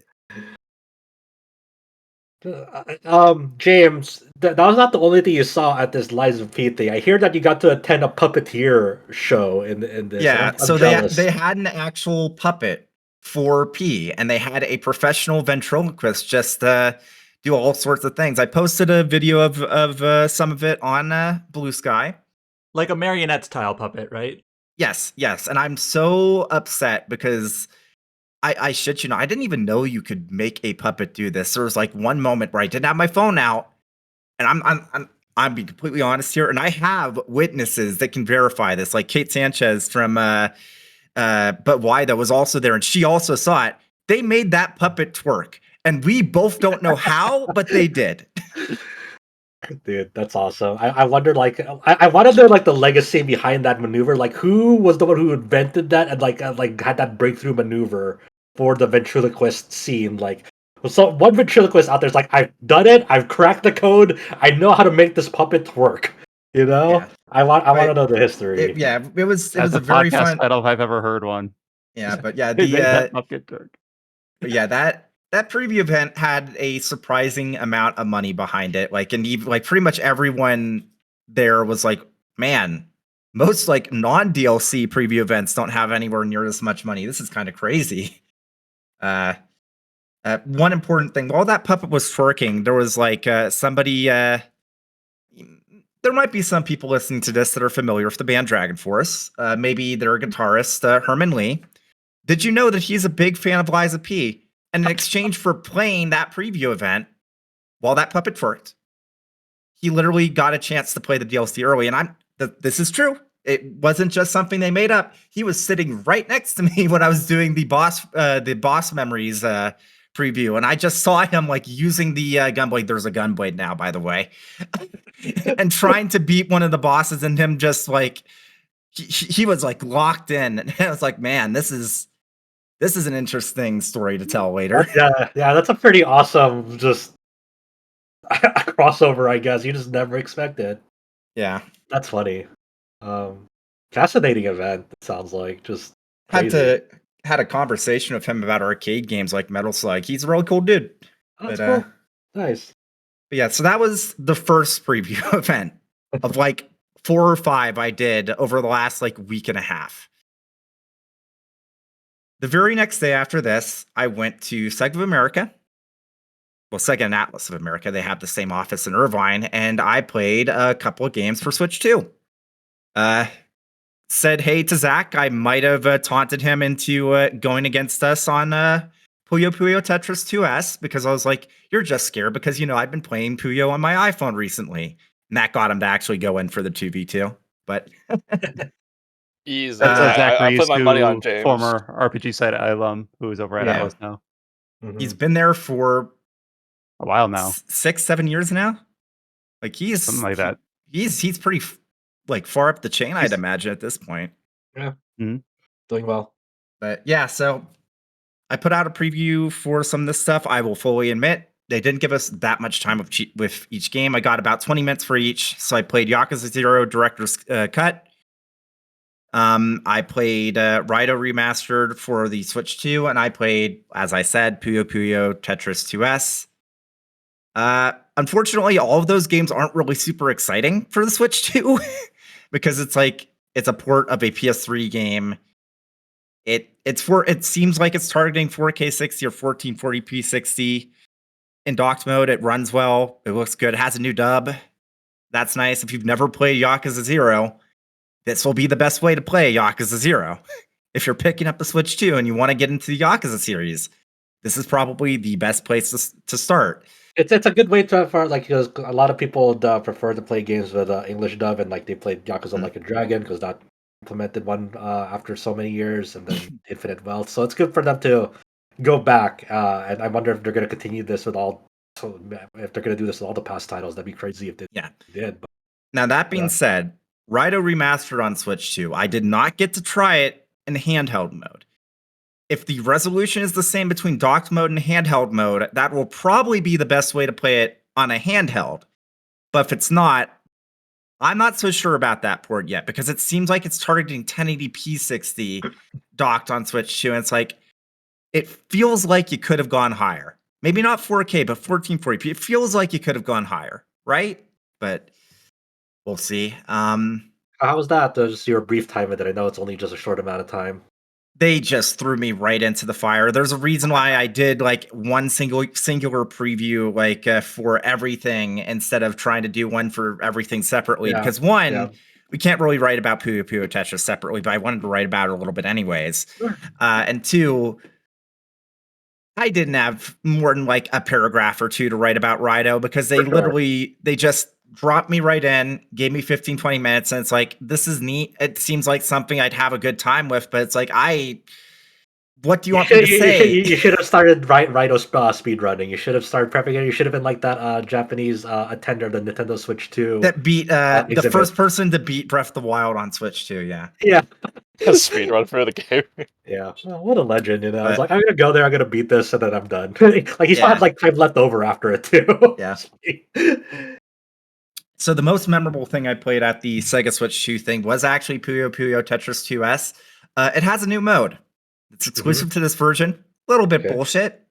There's a 2v2 mode where two players on either side are playing on the same board. And that works for every game mode in the game.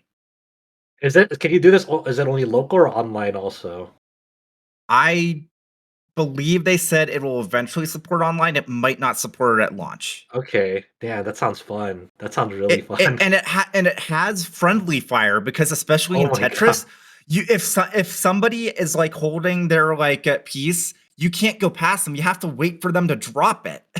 Oh, that's devious. I kind of like it a lot. It's like a lot of fun. Genuinely, I'm picking this up just so I can play this because I'm starting to think about it now too. I'm like, I didn't know that. I'm interested now. Don't worry, Josh. Don't worry, Josh.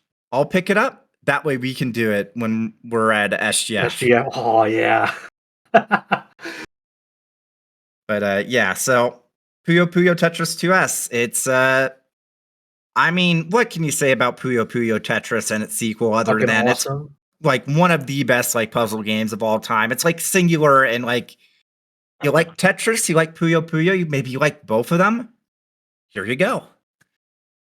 That sucks that it's like Switch 2 exclusive though. It's not coming to any other release. Yeah. But yeah, so that's all the stuff with Sega. Let's talk about stuff that happened this week, or at least one thing that happened this week. There's other stuff that will be like coming within the next week that I also played this last week.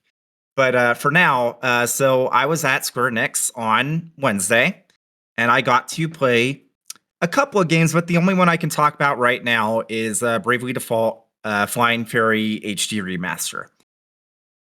That was also a game I didn't get too much time with, but thankfully I've played Bravely Default, so even just having like 25 minutes with it is enough for me to be able to say something about the status of this port.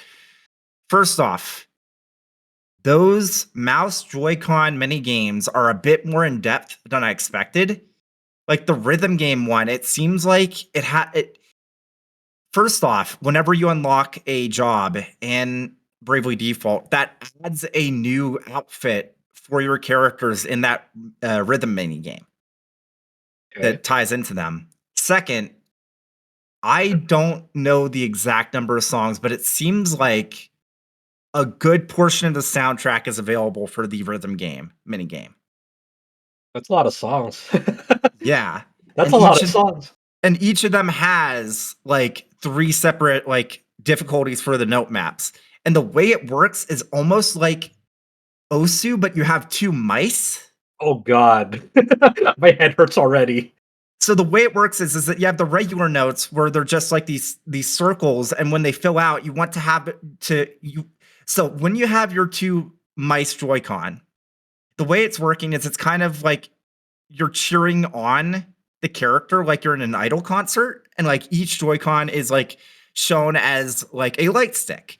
And the way it works is that whenever a regular note pops up, you want to make a line between both of the mouse Joy-Cons to intersect the circle when it fully comes in, and when that happens, like the cleaner the cut through the circle is, the better the score.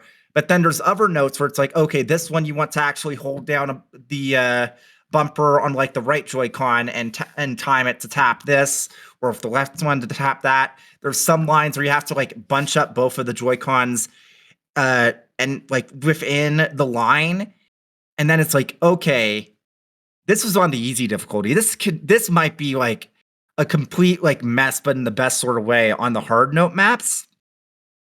I'm not an ambidextrous person. I'm screwed. Yeah, over. but so that's why in my preview I said this is probably going to be a problem for me, because I'm a rhythm game sicko.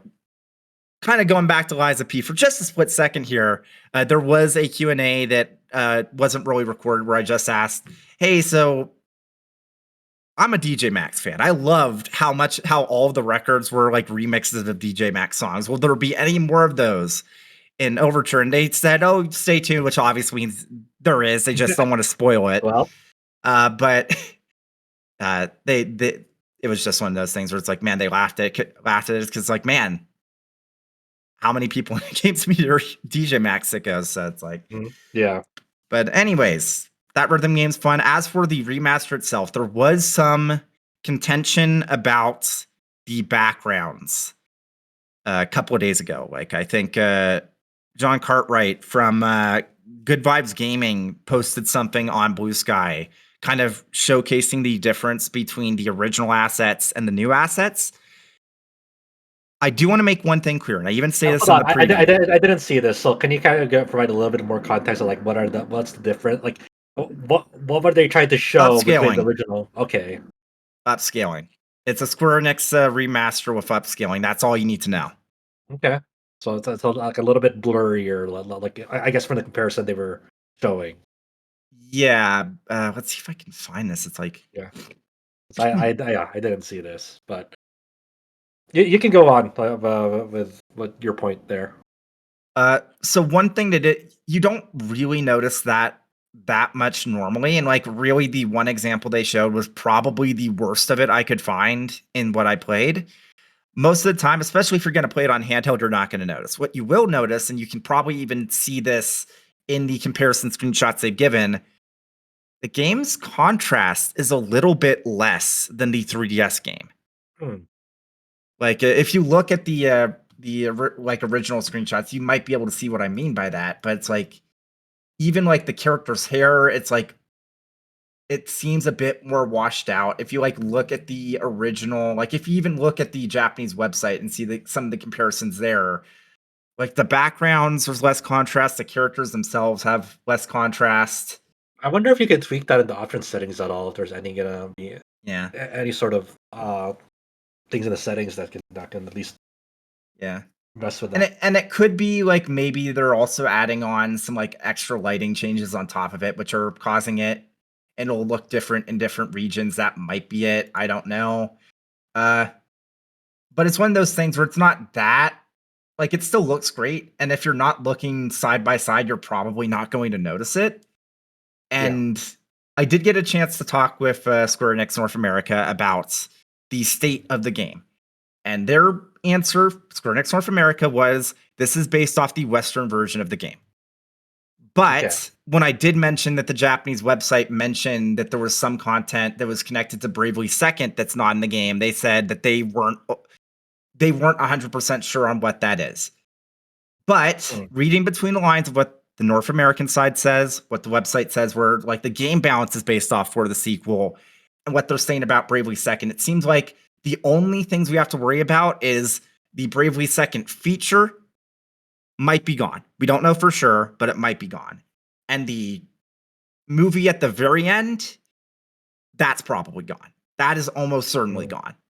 But those are two very minor things. If the game balance and everything else is the same, in addition to the changes that they've, the mini games and all the stuff they've added, even though it sucks that there are those one or two things that might not be there, I still feel comfortable enough saying this is probably the definitive way to play the game, especially since 3DS's like batteries are dying, all sorts of stuff like that. It's just this will be a much more accessible version going into the future.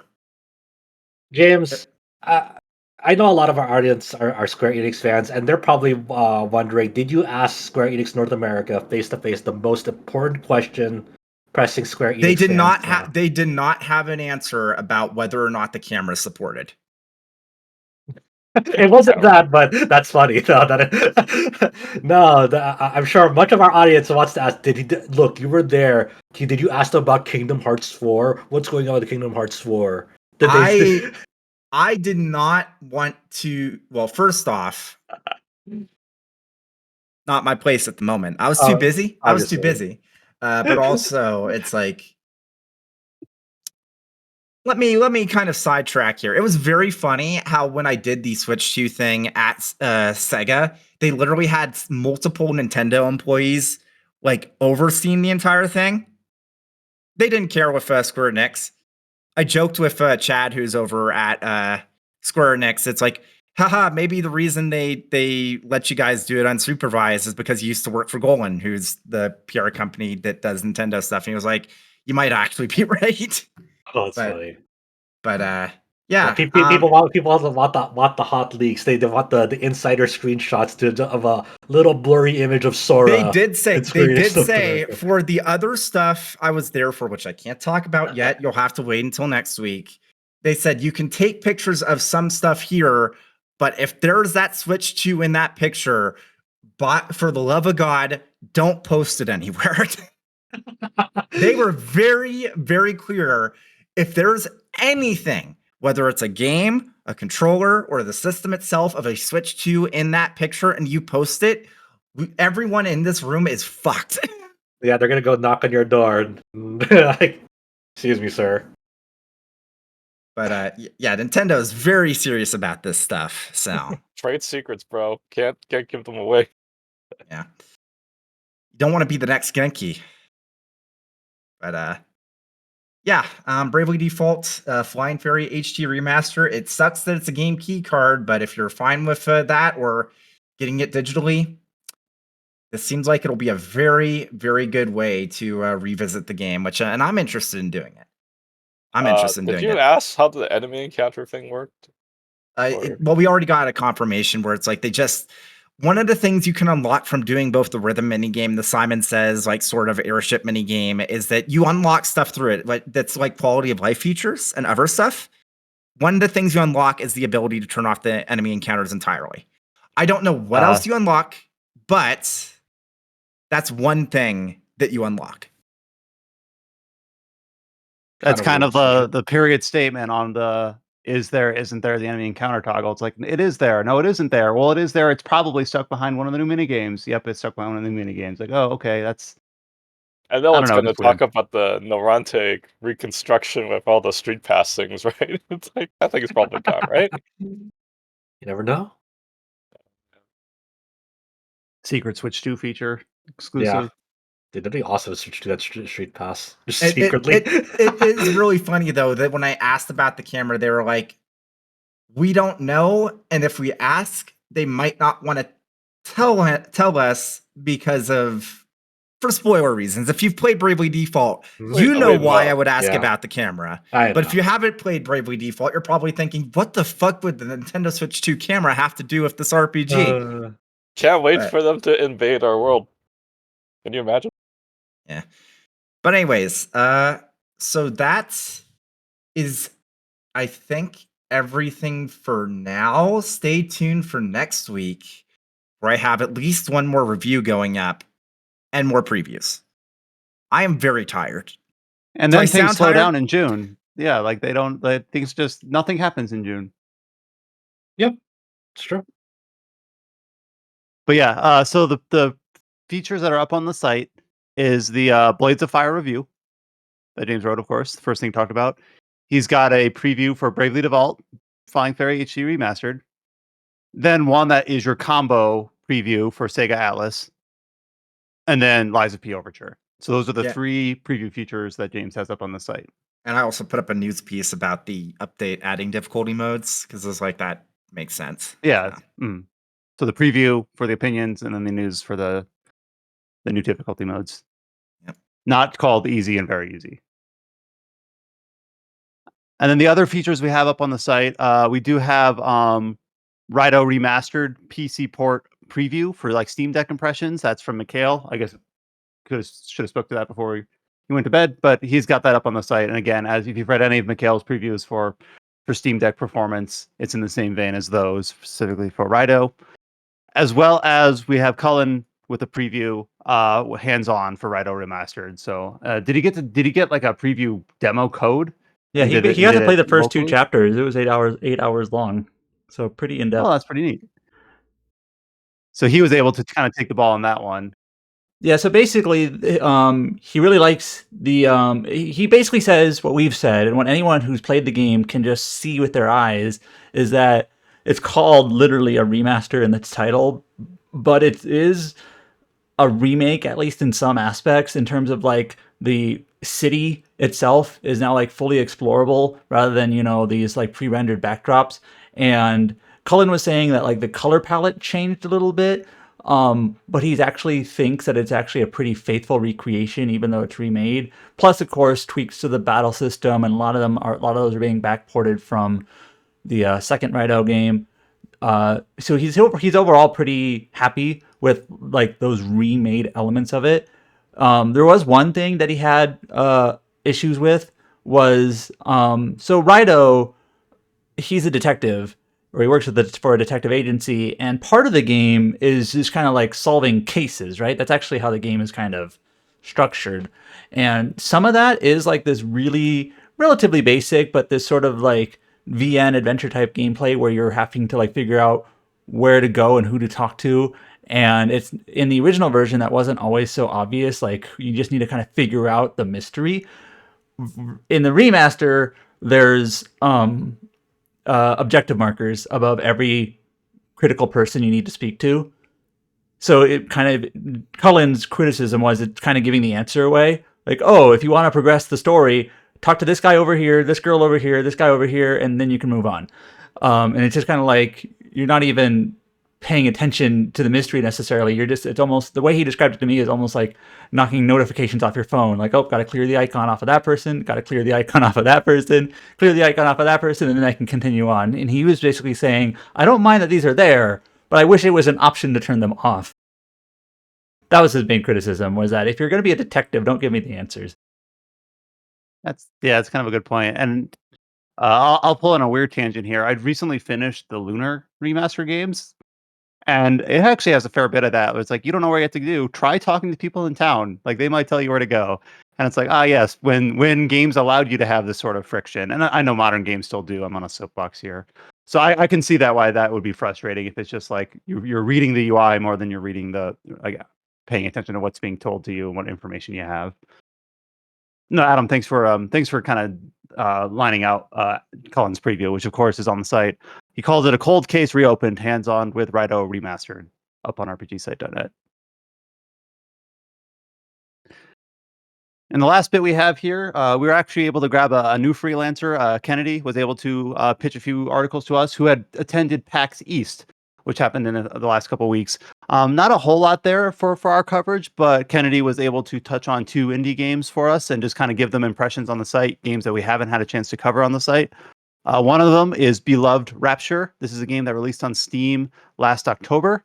So not a new release. It's less than a year old, so it's new in that sense, but not a game we've had a chance to cover. So we were glad to bring on Kennedy to cover that game. It was playable at PAX East, and just give some impressions about it, give some images and screenshots for it. And then he also covered an upcoming game that's slated to release next year called Tales of Tuscany, a game where you play as a sheep.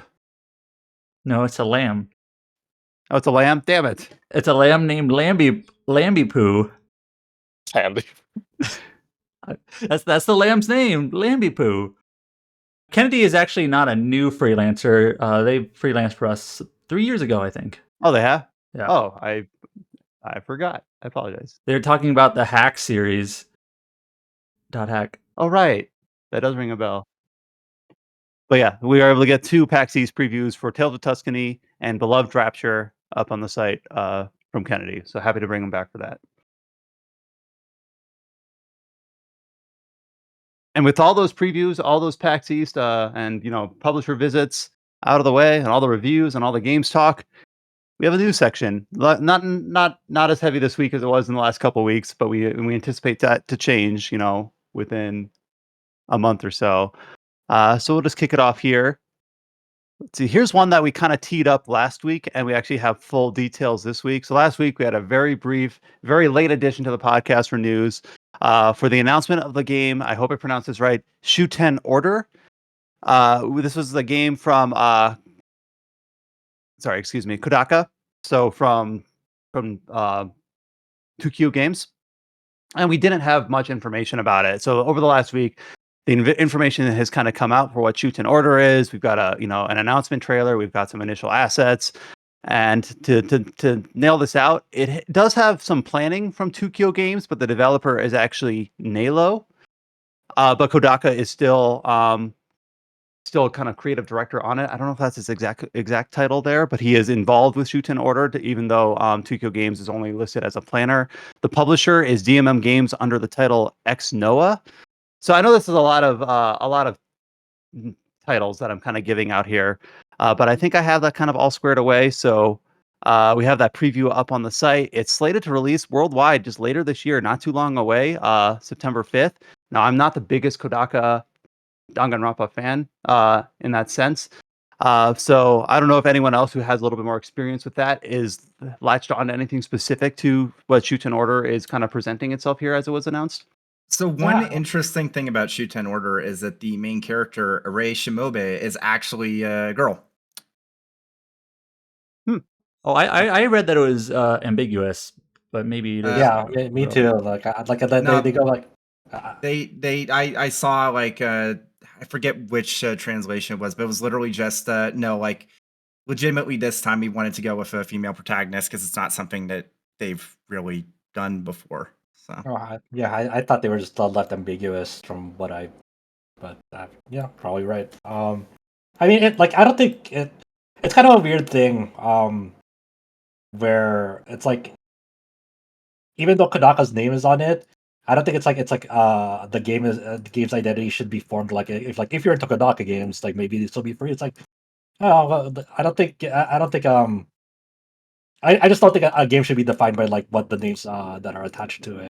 Like for me, I'm drawn to this game not because Kodaka's on it. I'm neutral Kodaka. I think that like Danganronpa was never for me, but I like 100 Line, the bits and pieces of it.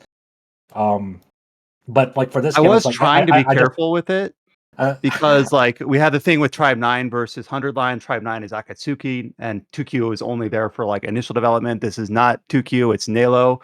So I was trying to be careful about these collaborations and whose names are involved and to what extent. I know, but it's just like for me, I'm drawn to this because it's a multi-genre game. Like like the whole thrust of this game is like there's like 5 to 6 different like adventure genres, and you're gonna be switching between them, and there's like different characters involved in each of them to like solve like a greater mystery. And for me, like that variety of like offering like different things inside the same game and how you progress it and like as like as a homage to like different forms of like adventure games, because adventure games have taken on so many subgenres over the years, right? Like some of them is like a mystery adventure game, some is stealth, some is like just like this whole, it's like almost a dungeon exploration adventure with through a VTuber lens. It's like that to me. That's like the interesting thing. I don't really care too much about like what Kodaka's influence is. Hopefully, it's enjoyable. But for me, it's more so that like I like the art style. And I like the concept of the game. That's something that appeals to me. Less so what the names are behind. I think Brian was just trying to be factual in that, like, yes, Kodaka is a writer on this game. No, because I heard like it's not a dig at Brian. Let me be clear. There's not a dig at Brian. It's more like if you're a fan of Kodaka games, you might be into this. Like for me personally, I'm just saying I'm not into Kodaka. I think it's what people gotta say. It's like you don't have expectations just because you hear a big name on a title or something. You get something like Raidou, you hear, oh yeah, they got Nojima, you got these, like it's gotta be a game of the year. No, you don't. Well, I do yeah. agree. I do agree, like that the art style is really pleasing because it's not Komatsuzaki. It's Sima Doriru, who I don't have experience with, but it's like obviously lots of the art is on show in the announcement trailer, and I don't really know a good.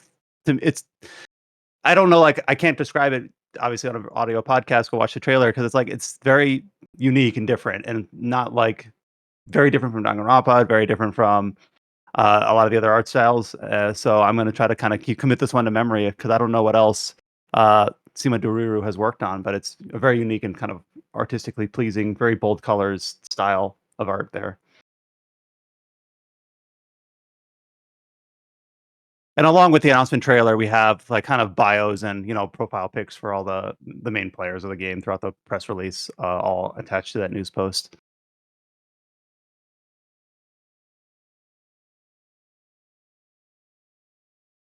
This is like a very completely different style of game, one that I wasn't expecting, but we did tee up at the end of the last podcast that Warhammer, the IP holder, was going to have their Warhammer Skulls digital event just a few days ago. We're recording this on the 24th. I believe the event was on the 22nd. So we were thinking we might see, some announcements for like some space marine projects. We might see Rogue Trader, which is of course the Owlcat CRPG that we would cover for our purview. We were expecting a release date for the second expansion for that, which we did get. But one thing we weren't expecting that they did announce, and I'll lead off with this, is that Owlcat Studios is working on a second CRPG in the Warhammer 40k universe. They announced Warhammer 40k Dark Heresy, announced for PlayStation, Xbox, and PC. Not a very similar analog to Kingmaker and Wrath of the Righteous for the Pathfinder. So not sequels to each other, just two RPGs under that IP. So they're doing a second CRPG in the Warhammer 40k for Dark Heresy. So they've detailed that. I don't think we have a date for it, just that they're working on it. But they did also announce that Rogue Trader is going to get a second season pass, which is not a surprise because Wrath of the Righteous got a second season pass. So they're going to be 2 additional DLCs that they're working on for that. And then the second DLC, Lex Imperialis, has a release date of June 24th, which that we already knew they were working on. They've already kind of detailed. So Rogue Trader was a game that I wasn't expecting to like, and I liked a lot. I don't know if that's the IP. I don't know if it's probably more that I waited to play it while it was hot. Are you ready? Are Are you ready for like 30 hours of more Rogue Trader? These new DLCs. Yeah, I like how they said DLC 3. It's going to be new story, new companion, 15 hours of gameplay. DLC 4, new story, new companion, 15 hours of gameplay. Like literally just the same bullet points for each. Did you ever get around to playing the DLC for Wrath of the Righteous? No. So here's where I'm at on this is that when Kingmaker came out, it was so busted. That's why I scored it so poorly. I honestly should have scored it worst. Then when they finally I saw the potential. I saw it. So after about a year after all the DLCs came out, I did go back to Kingmaker and replayed it with everything included. So I'm like, I'll do the same with Wrath of the Righteous. I'll wait for all the DLCs to come out and then I'll replay it. And then little did I know it had 6 of them. So I'm like, I don't have time for that right now. And then Rogue Trader, I'm like, I'll wait for all the DLCs to come out. Oh, maybe they're going to stick with just 2 of them. That's achievable. I can do that. Nope, there's going to be 2 more. So I'm kind of like, well, I'll just wait and eventually make time to play through it. So on my kind of like backlog, if I don't keep an official backlog or use Backloggery or How Long to Beat or whatever like that. But like I do want to replay through Wrath of the Righteous with the DLCs. I kind of want to play through Rogue Trader with the DLCs, but I would probably prioritize Dark Heresy as a new game.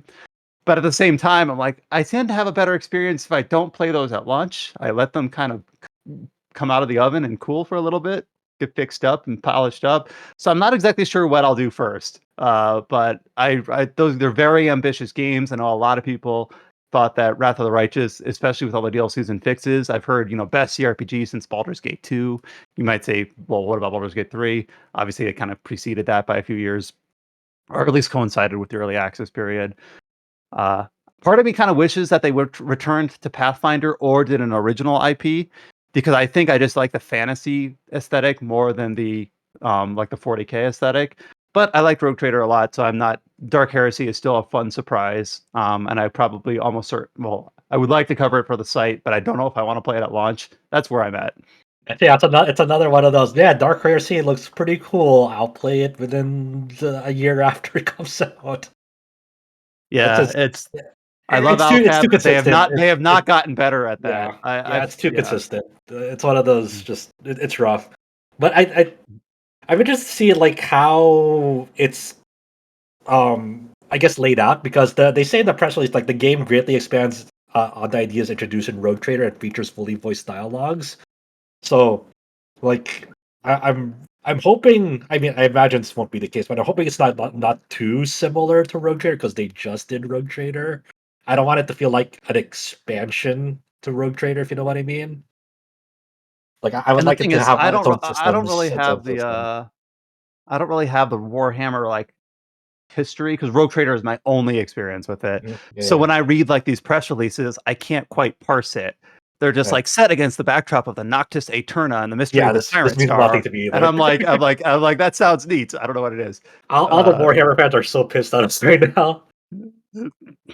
Well, I will slowly learn that stuff. I heard that Slowly. it's not an RPG, but I heard they 'Cause also like announced like a remaster of the first Space Marine also in that event too, which is yeah, cool.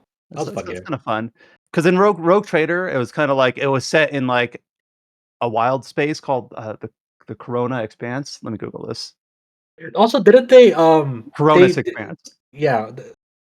Sorry, I'm just thinking of like the other things they showed there that I heard about, and like I guess they released something for like a bolt gun game that's like a typing game. I guess that's for free. That's Huh. what I heard.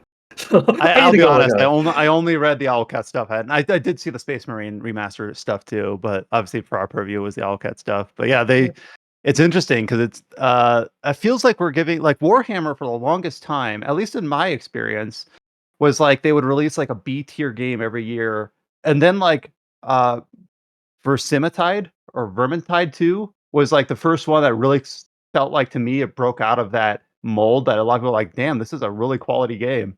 And it feels like it had been on the upswing with like the IP being leveraged properly. It feels more popular now. Like I feel like I hear about it more. But of course, I'm saying that as someone who played the RPG when they finally released one, sort of thing. So I'm Right, obviously I, coming I from a think we need to biased give perspective. this a try. We need to give this a try. This Warhammer 40k bolt gun dash Words of Vengeance, and it looks like the bolt gun aesthetic, but it is a typing game. Bear with me a bit. I have a press release here that goes through everything that was announced at this Warhammer Skulls. It's a little bit disorganized, but here's what I think it all is. They announced or they showed the world premiere to Warhammer 40k Bolt Gun 2. They announced Warhammer 40k Dark Heresy, which is the one we're talking about. They announced the remaster to Warhammer 40k Space Marine. That's like the third-person shooter. Okay. A huge free update to Warhammer 40k Space Marine 2 is coming. There's a new class to Warhammer 40k Dark Tide. Oh, that's the Fat Shark one. Okay. I don't remember which one Dark Tide is. I'm not done. There's a new update to Warhammer 40k Dawn of War, which is like the RTS. Oh, yeah, that's right. Then the Warhammer 40k Bolt Gun Words of Vengeance, it's just a typing game. They announced the full 1.0 PC launch of Warhammer 40k Speed Freaks, which is the racing game. There is a collaboration with Rust. Okay. Survival game. DLCs for Warhammer 40k Rogue Trader. Yeah, those are 3 and 4. An update to Warhammer 40k Mechanist 2. 1 second. A new DLC for Total War Warhammer 3 called Tide the Torment. Something called Talisman Digital 5th Edition. I don't know what the fuck you just said. An update to Warhammer 40k Battle Sector. Those are words. An update to Warhammer Vermintide 2. Is that the first one that's not 40k? Okay. A new season to Blood Bowl 3. A new update to Warhammer 40k Tacticus. A new update to Warhammer 40k Warpforge. A new DLC to Warhammer 40k Gladius. A new mobile game, Supremacy Warhammer 40k. Some card game, Warhammer Combat Cards, Daemon Patriarch, or Primarch, not Patriarch. And lastly, a collaboration Warhammer 40k with Counter-Strike 2. Are you sure that's it? That'll be on the test. Oh wow! It's like the test question where it's like there's a whole column to the left and a whole column to the right, and you have to go link them together. Of like you have to which game is which of these is which. It's like, well, I'm fucked. Yeah. That's a lot of Warhammer. That's a lot. And like you said, Adam, almost entirely 40k. Not a lot of There's Warhammer. one update to Vermintide 2, which I'm not surprised that's still getting updated. People love that game. Well, cool. If you want to write about Warhammer and you have an RPG like slant to it, you should just email us and pitch an article. I kind of genuinely mean that, because it's kind of a little bit of a blind spot for us. And then with no rhyme or reason, we'll just go into the other headlines. I guess we could have talked about this when talking about Nightreign. Elden Ring's getting a live action film with director and writer Alex Garland. I can't really speak to more of this. I'm not really much of a film dude. I don't know like what Mr. Garland else has worked on, but there's going to be an Elden Ring movie. I forget if this has been teased or otherwise known. Like this is just like not something that registers for me. Like I'm not a did a Civil War and Ex Machina. It was this like movie announcement was like leaked ahead of time, but from some website, I don't even remember the website's name, that like had no credibility and like who are these guys? They're just making stuff up. And then Bandai Namco just announced it formally like 5 days later or whatever. Like, nope, it's real. What do you want to see in the Elden Ring film? The Dong Eater. Yeah, you want the Dung Eater? All right. Okay. Which ending should they go for? Fire one. It has to be Ranny. Yeah. The Ranny? Yeah, I wonder Yeah. who's gonna play Ranny. That's a Scarlett Johansson. sure. Yeah, I don't know. I don't know what to expect, honestly. Like I'm not I don't know what makes a good movie. I don't watch a lot of movies. Like this is just like something that does not register for me. I don't know what I want to see or why I don't want to see it. So like I apologize.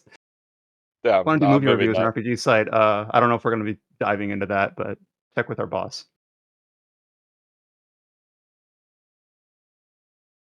Let's see. Here's another a new CRPG that was announced. I know you were trying to cover this one. Celtic mythology-inspired RPG Shrouded Aspect, set to release this year for PC. I know when you covered this, Adam, you were like, you wish you had more like, I think it was this one you were talking about. You wish you had more just like promotional art to share because everything we have is like gameplay, which is hard to like. It doesn't just capture on socials very well. Was this the game you were covering when you? This you is one that? of them. So there's this. Okay, so this there's game multiple. is like an indie game, very obviously inspired by Baldur's Gate and other like classic Infinity Engine games. And then I believe the next game on our list is let me go down to our list here. Oh yeah, so let me just jump ahead here. Turn-based tactical RPG Critical Shift is announced, and it's coming to consoles and PC later this year. And that is more like a kind of an XCOM-ish tactical game, like cover fire and weapons and things like that. And both of these games are like isometric, right? They're top-down, zoomed-out camera sort of games, right? Which I love those sorts of games. I play lots of them.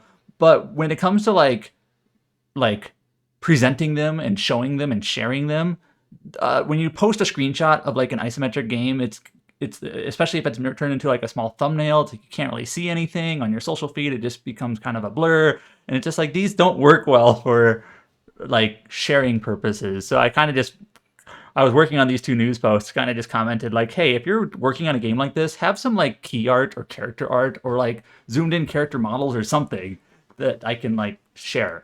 Because otherwise, just the isometric camera does not share well. Nothing against the style of the game, it just doesn't share well. I hear you. I've done these, news for these kinds of games too, and it's always a challenge when it's like that. I mean, even games like Baldur's Gate or Divinity are like high what's the word? Production values games. They just don't share well from that aspect ratio. I think my favorite screenshot out of these is the from Shrouded Aspect. Is there's one screenshot where there's like bees. It has like a hexagon panel underneath the bees to show which tile that they're on. I love it actually. It's like the last screenshot on gallery. They have to take up a space. It's abstracted. Or hornets, sorry, not bees. Same thing.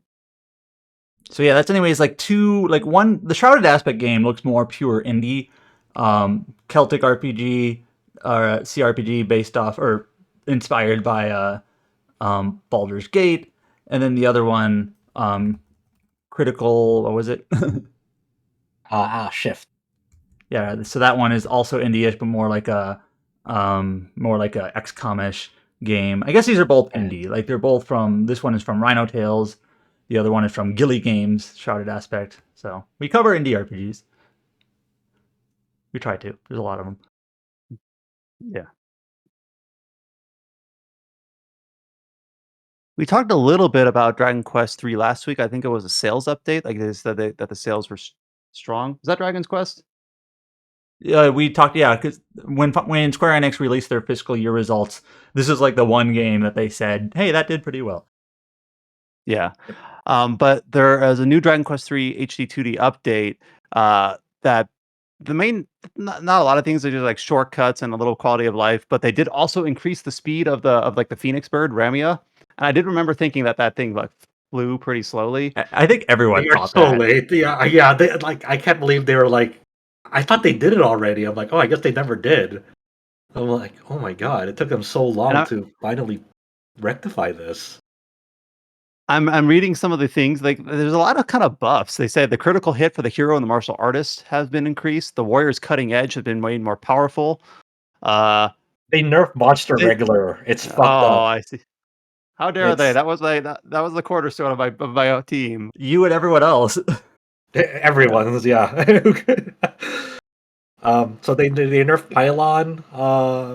Changed it to have reduced power until all friendly monsters have been found. So it'll eventually be good again once you find all the friendly monsters. And then they increase the amount of MP usage on wild.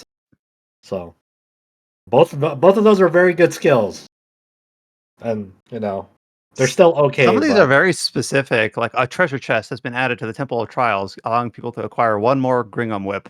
Like, neat. Cool. The number of elfin elixirs required in the Temple of Trials has been changed to 10. I think it was 15, and you could barely was a get lot. more than that. They lowered it. Yeah. I don't like it. It's great that they updated it and like this will live in forever. But just I kind of wish that they were more timely with this. I guess. It does feel pretty late. Like I don't want to say they shouldn't take their time and they shouldn't try to rush updates either. But like more than 6 months later, I don't know, that feels kind of slow. It was 25 elfin elixirs, and now it's 10. Wow. I remember like that's like a post game dungeon where you have to do these little like trials, and I remember 25. You can barely get more than that, so it's pretty much like find and I pulled obtain up our all of them. walkthrough, which is now out of date because it has the wrong number. If you update it, you're going to tell me to get 25 and you only need 10. So We'll fix that. Hey, you can actually use the other 15 yourself. Yeah, without just giving them up. Let's see. A few other small things here. Fate Reawakened. These are the mid 2000s isometric Western RPGs that were available in the original form on GOG, but now have their Reawakened versions on all platforms. They released earlier this year. Are now also coming to mobile, iOS, and Android. Let's see. Super Robot Wars Y, which is slated to release in August. Got some new footage from a demo. I'm not sure what Kite is trying to cover here on this one. it was a live stream where they had the demo of the game. So they went over some new details, like some of the new original characters that they introduced them. They saw them a little bit in some of the early artwork, and going over how because they were like doing like a mini interview with a scenario writer. So like your big like warship in this game has like a full city inside it, so it's like a floating city inside this warship. So the scenario writer, like got to mention, hey, like unlike the more military focused, like military setting focused Super Robot Wars 30, which was the most recent one that released before this, they can now like focus on like more post war civilian livelihoods, as Kite put it, in this game, because now it has like a full city area inside that ship. And then they shut off like a test demo stage in the game, so people got to see the new UI in this updated engine, which has some quality of life things, like when you're choosing from your abilities. They call it spirits in the game, like buff up your characters temporarily. Like it won't take the whole screen. It only take like a certain like half of the screen, so you can see um who's no, this isn't spirits. Sorry, this is for attack selection on your mobile suit. So when you're normally before, when you were choosing an attack, you would have to pull up a whole list that took up the full screen. Now it only takes up half the screen. So when you're choosing attacks, you can now see like in real time like what their range is. So you don't have to go back and forth in between selecting screens of like, oh, how much spaces does this attack take up? Now you can just see it both directly on the screen. So little tweaks like that. Um, and then they shut off like one or two animations of like some of the cover robots that are on the cover art of the game, which is, I'm still pretty mixed on it, to be honest. Like stuff like the Wing Zero Endless Waltz looks really fantastic. Like the animation that they showed, well choreographed as well. But stuff like Raidou, they kind of go for this like a quasi 3D look, because they're really trying to like not make it like, going away from sprites. So in place of sprites, they have like almost like 3D SCG models that don't really mesh well. Like this very very apparent in their Super Robot Wars DD mobile game, and some of that philosophy has like seeped into this game, and it still looks off. Like I'm not a big fan of like whole 3D CG esque look to some of these robot designs. Hopefully, some of their later attacks look better, but a lot of those attacks on in that demo, I missed.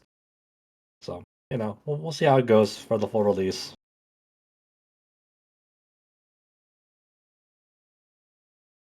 A lot of the news this week also is just a lot of trailers for some upcoming games, and a lot of these we kind of already talked about in some preview context. Like Alice released a World and Demons trailer for upcoming Raidou Remastered, and then we have some additional Yakuza Zero director's cut footage for some more dub footage, some different characters. We actually had some of that last week as well. We also have some Elden Ring Nightreign. They've been releasing character trailers pretty frequently the last few weeks. Of course, next week we'll just be able to talk about the game. The trailers this week are Wilder and I think it's Executor. Wilder looks like a character that has, as far as I can tell, a grappling hook and an exploding gauntlet. Yeah, it's awesome. It was one of the character classes in that open, or not, or the beta demo thing they had. I think that's one of my favorites in that when I tried it out. Yeah, it feels good. And then the Executor has like a giant cursed longsword, as far as I can tell. And then I was curious. I'm like, what is an Executor? And Google tells me someone named in the will as the person who will carry out a testator's formal wishes. So like someone that's tasked to like carry out a dead person's final will and testament. So I'm like, oh, that seems like a cool theme for a Elden Ring multiplayer class character. Why not? But we have those two trailers up on the site. I think that brings the total number of classes up to 7 that we've had covered. I don't know if we know what the 8th is. It is 8, right? I forget if it's been detailed or not. How many Nightreign's gonna have? I should know this, but I don't. Nightreign, number of classes. Yeah, I don't remember. I think the one we're missing is Revenant, because we've got Raider, Recluse, Guardian, Wilder, Duchess, Executor, Iron Eye. So I believe that's right. We'll catch up next week once the game's released. And then Stellar Blade, we talked about it. It's PC release upcoming this year in the summer. It's also we got a trailer for the upcoming Goddess of Victory Nikki collaboration that's launching alongside of it. So we got a trailer for that. Yeah, the Nikkei stuff is actually like really pretty comprehensive, because it is on collaboration with one of Shift Up's other products, so they like got kind of went all out. So they have like a new game mode that is very reminiscent of how the Nikkei gameplay is, with like over the shoulder third person almost rail shooting. Um, and you have like new skins for Eve that have like full 3D models of some of the characters from Nikkei. Um, the big thing here is one of the characters from Nikkei, Scarlet. She's very popular in that game for the players there, because she attacks with a katana, like so. In that game, it's mainly guns that characters have. They have projectile weapons. For her, she like unleashes like sword swing waves to battle enemies. So in Stellar Blade, you'll actually have like a full on like new boss battle with Scarlet here. So there's gonna be a lot of like all new moves that people will see for the first time, because the Nikkei is not a third person action in that regard. So that's all really exciting for fans of that. I have a friend who's very excited for this. So all this content is coming to PS5 and PC on June 11th. Um, they also have like a meme icon character Doro from that game that shows up at the end of this trailer, which is like like a very very fun just um, collab content for the fans of both. So good on them, And we also got one more trailer for the upcoming Wild Hearts S. This is the Omega Force Monster Hunter like that released a few years ago, and it has the specific Wild Hearts S version on Switch 2. That has 4-player instead of 3-player. So Koei Tecmo, I guess Electronic Arts published the original version, and Koei Tecmo is publishing Wild Hearts S. We haven't added them as a publisher on the icon on our site, so we'll do that. So they're just showing off some 4-player gameplay, and my main takeaway rewatching this gameplay is like I did actually quite enjoy Wild Hearts a lot. The character in the game in the footage for this is using, I forget what it's called, but it's like the bladed umbrella, which is the weapon I used. I'm like, yeah, that thing was dope. Where you just it's kind of like the insect glaive in Monster Hunter, in terms of like allows you to get a lot of verticality and doing a lot of little chips of damage.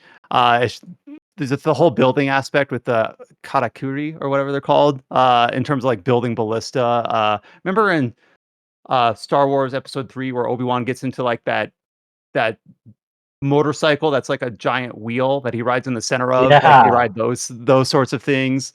uh it just reminds me, like I do really think that the whole building aspect of that was really kind of neat, and I did think it was something that really kind of admired me to the game a little bit. Didn't Wild Hearts make our top 10 that year? It Think did, so. and I think we were more positive on it than a lot of people. But I'm looking at this trailer, I'm like, yeah, these things were just, I thought they're super neat and well done and cool. And being able to play in 4-player, it's kind of exponential in that way. Now you got 4 people building motorcycles and It's grappling one of hooks, and those releases that it really had a chance to like really blow up, but they kind of blew it on it, at the it it didn't launch. really have any post-launch support. It had obviously the terrible PC port to Yeah. begin with. It did have post. It Um, did have it had added additional bosses after launch. I mean, it was just more low I, key. yeah, it wasn't quite the title update cadence of a Monster Hunter Yeah, game. yeah, Yeah, you're definitely right. not as often. Yeah, I thought you But guys yeah, My all liked it favorite, until the technical issues came. yeah. I think that's yeah. just the thing.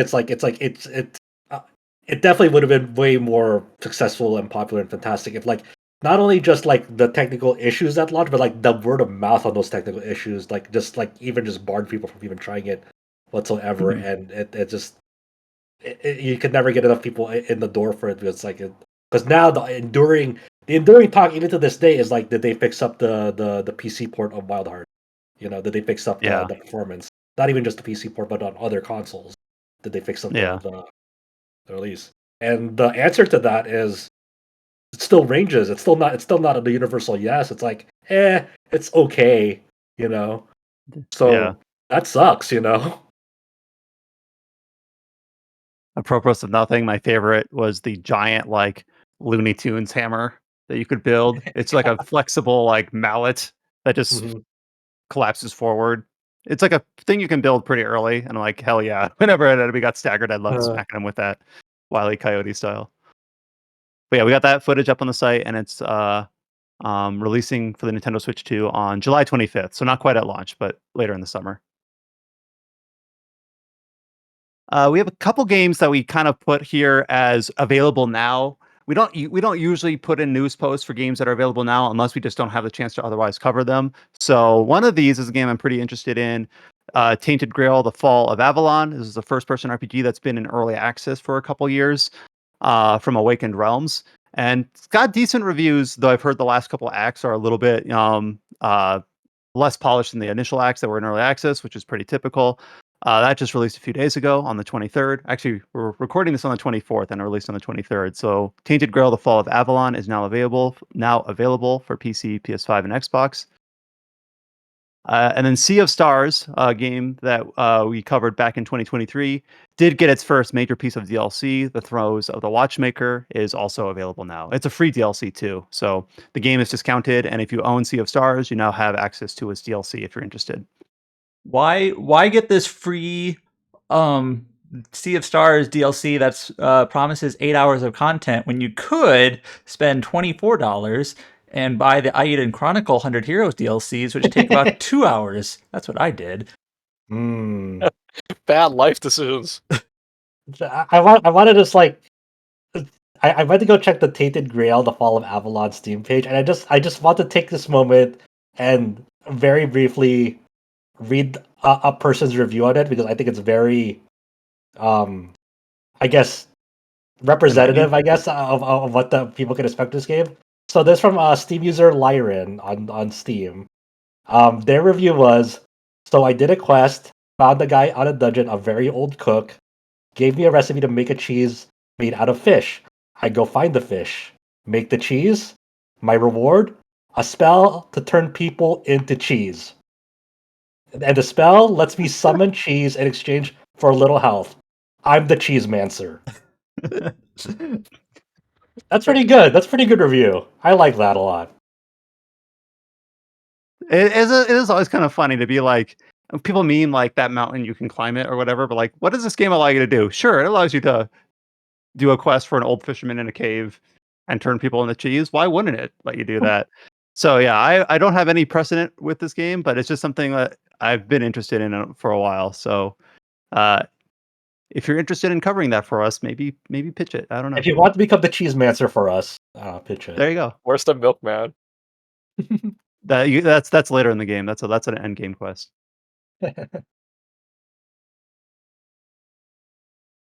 We have another roguelike tactical RPG releasing in early access in just a week or so. This is Successor. I don't know much about this. Adam, you covered this for us for the early access date announcement.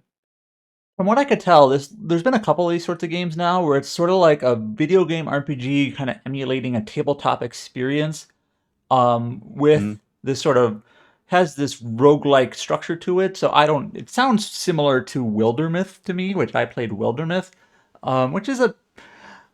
Wildermyth is a good game. I didn't like it as much as some other people did, but anyways, yeah, this game seems to be in a similar vein. It's also available for Steam VR. So if you like playing these sorts of games in VR, you can do that. But that's going to early access on May 29th. And then Adam, not to pick on you again, but Trinity Trigger is releasing on mobile on May 30th. This game released in the West in mid 2023. I guess probably the most... So Trinity Trigger I reviewed, I gave it a 5. I don't remember anything about it. I mean, I remember the bits and pieces, but most of it was in one ear, out the other. Right? I remember that you hated the itemization about having to pull up that wheel. Oh, the selection wheel 100 times. Like, you're encouraged to switch weapons, but switching weapons, just the whole UX of it was terrible. That's what actually, I remember. I think I remember writing in my review now, like, if you're using an axe on a boss and you have to switch to a different weapon for a different enemy or something like that, like, I wouldn't even bother. Like, I don't want to go to open the menu to switch my weapon. I'm just going to keep using the axe, even though it's not as effective, because opening the menu and closing it all the time is just tedious as hell. But anyways, the more interesting part about this news thing, I think, is this is from Furyu. It's being self-published by Furyu on mobile devices, and Furyu's upcoming game, Varlit, is also self-published. Yep. Before these guys would, partner with NIS America or Xseed or whoever to publish their games, and this one is just self-published. So there's a couple different RPGs coming to mobile. One from the West and one from Japan this month in May.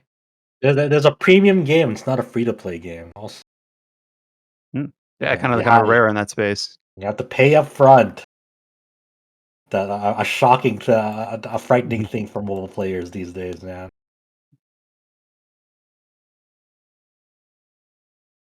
And on that covers us for news for the week. So a lot of interesting ports. We've got basically looking forward to next week is there's a lot coming out. We've got Fuga Melodies of Steel 3. We've got, of course, Elden Ring. A few things that I know that James is very excited to talk about for later in the year that he'll be able to talk about next week. And then, of course, you guys are all preparing for Summer Games Fest. So a lot of you. So that's, I know, just only a few weeks out. What's the date on that, Adam? On Summer Game Fest, that's Yeah. 2 weekends from now.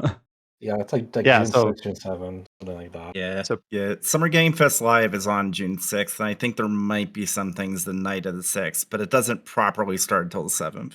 Yeah, Mhm. but we're also scrambling for it because like there's travel, and then on the days of travel, Switch like 2. the Switch 2 is there. Like, oh my god, man, it's The joke I kept making in literally all the preview events is like, man, I think I can speak for everyone here that we are just absolutely suffering with all the work we have to do these next couple weeks. It's like, oh man.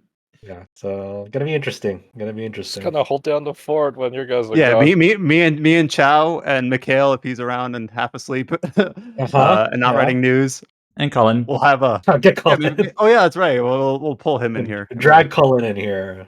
Even he says no. No, we know We- exactly what to talk about. We'll talk about how his finished like 100 line by then, probably. Yeah, right. there you go. Fat chance. We'll call Adam and he'll podcast from his hotel room. We'll make him. James and Josh we can go free, but we'll get Adam to phone in. Or you guys could do a trio podcast from the we'll site. just be all in the hotel There you room. go. Yeah, just on your speakerphones. Yeah. We don't have like we don't have a traveling podcast set up. Maybe one day. But yeah, obviously we have a lot of the previews up on the site. We've got the Fantasy Life I, The Girl Who Steals Time, the Steam Deck impressions, all the guides are all up on the site. We have Blades of Fire review. We've got James's preview for Bravely Default for Sega Atlus, including Puyo snuck in there, and then Liza P Overture. We've got a couple of articles from Kennedy from PAX East, and then Cullen with a preview for Raidou Remastered. All is up on the site. Obviously, stay tuned for the space for the reviews coming in next week for all the late May and early June releases. You can follow RPG Site on all the social media networks. Just search for RPG Space Site, and you should be able to find us. If you haven't already, join our Discord, discord.gg/RPG Site. Join that link and join the conversation. If you like this podcast, if you listen to it all the way to the end, we appreciate you so much. Leave us a rating, leave us a like, leave us a comment. We love to see those. And we read all of them. And other than that, I think that's it for this week. So until you hear from us next time, stay safe, take care, and we'll talk to y'all later.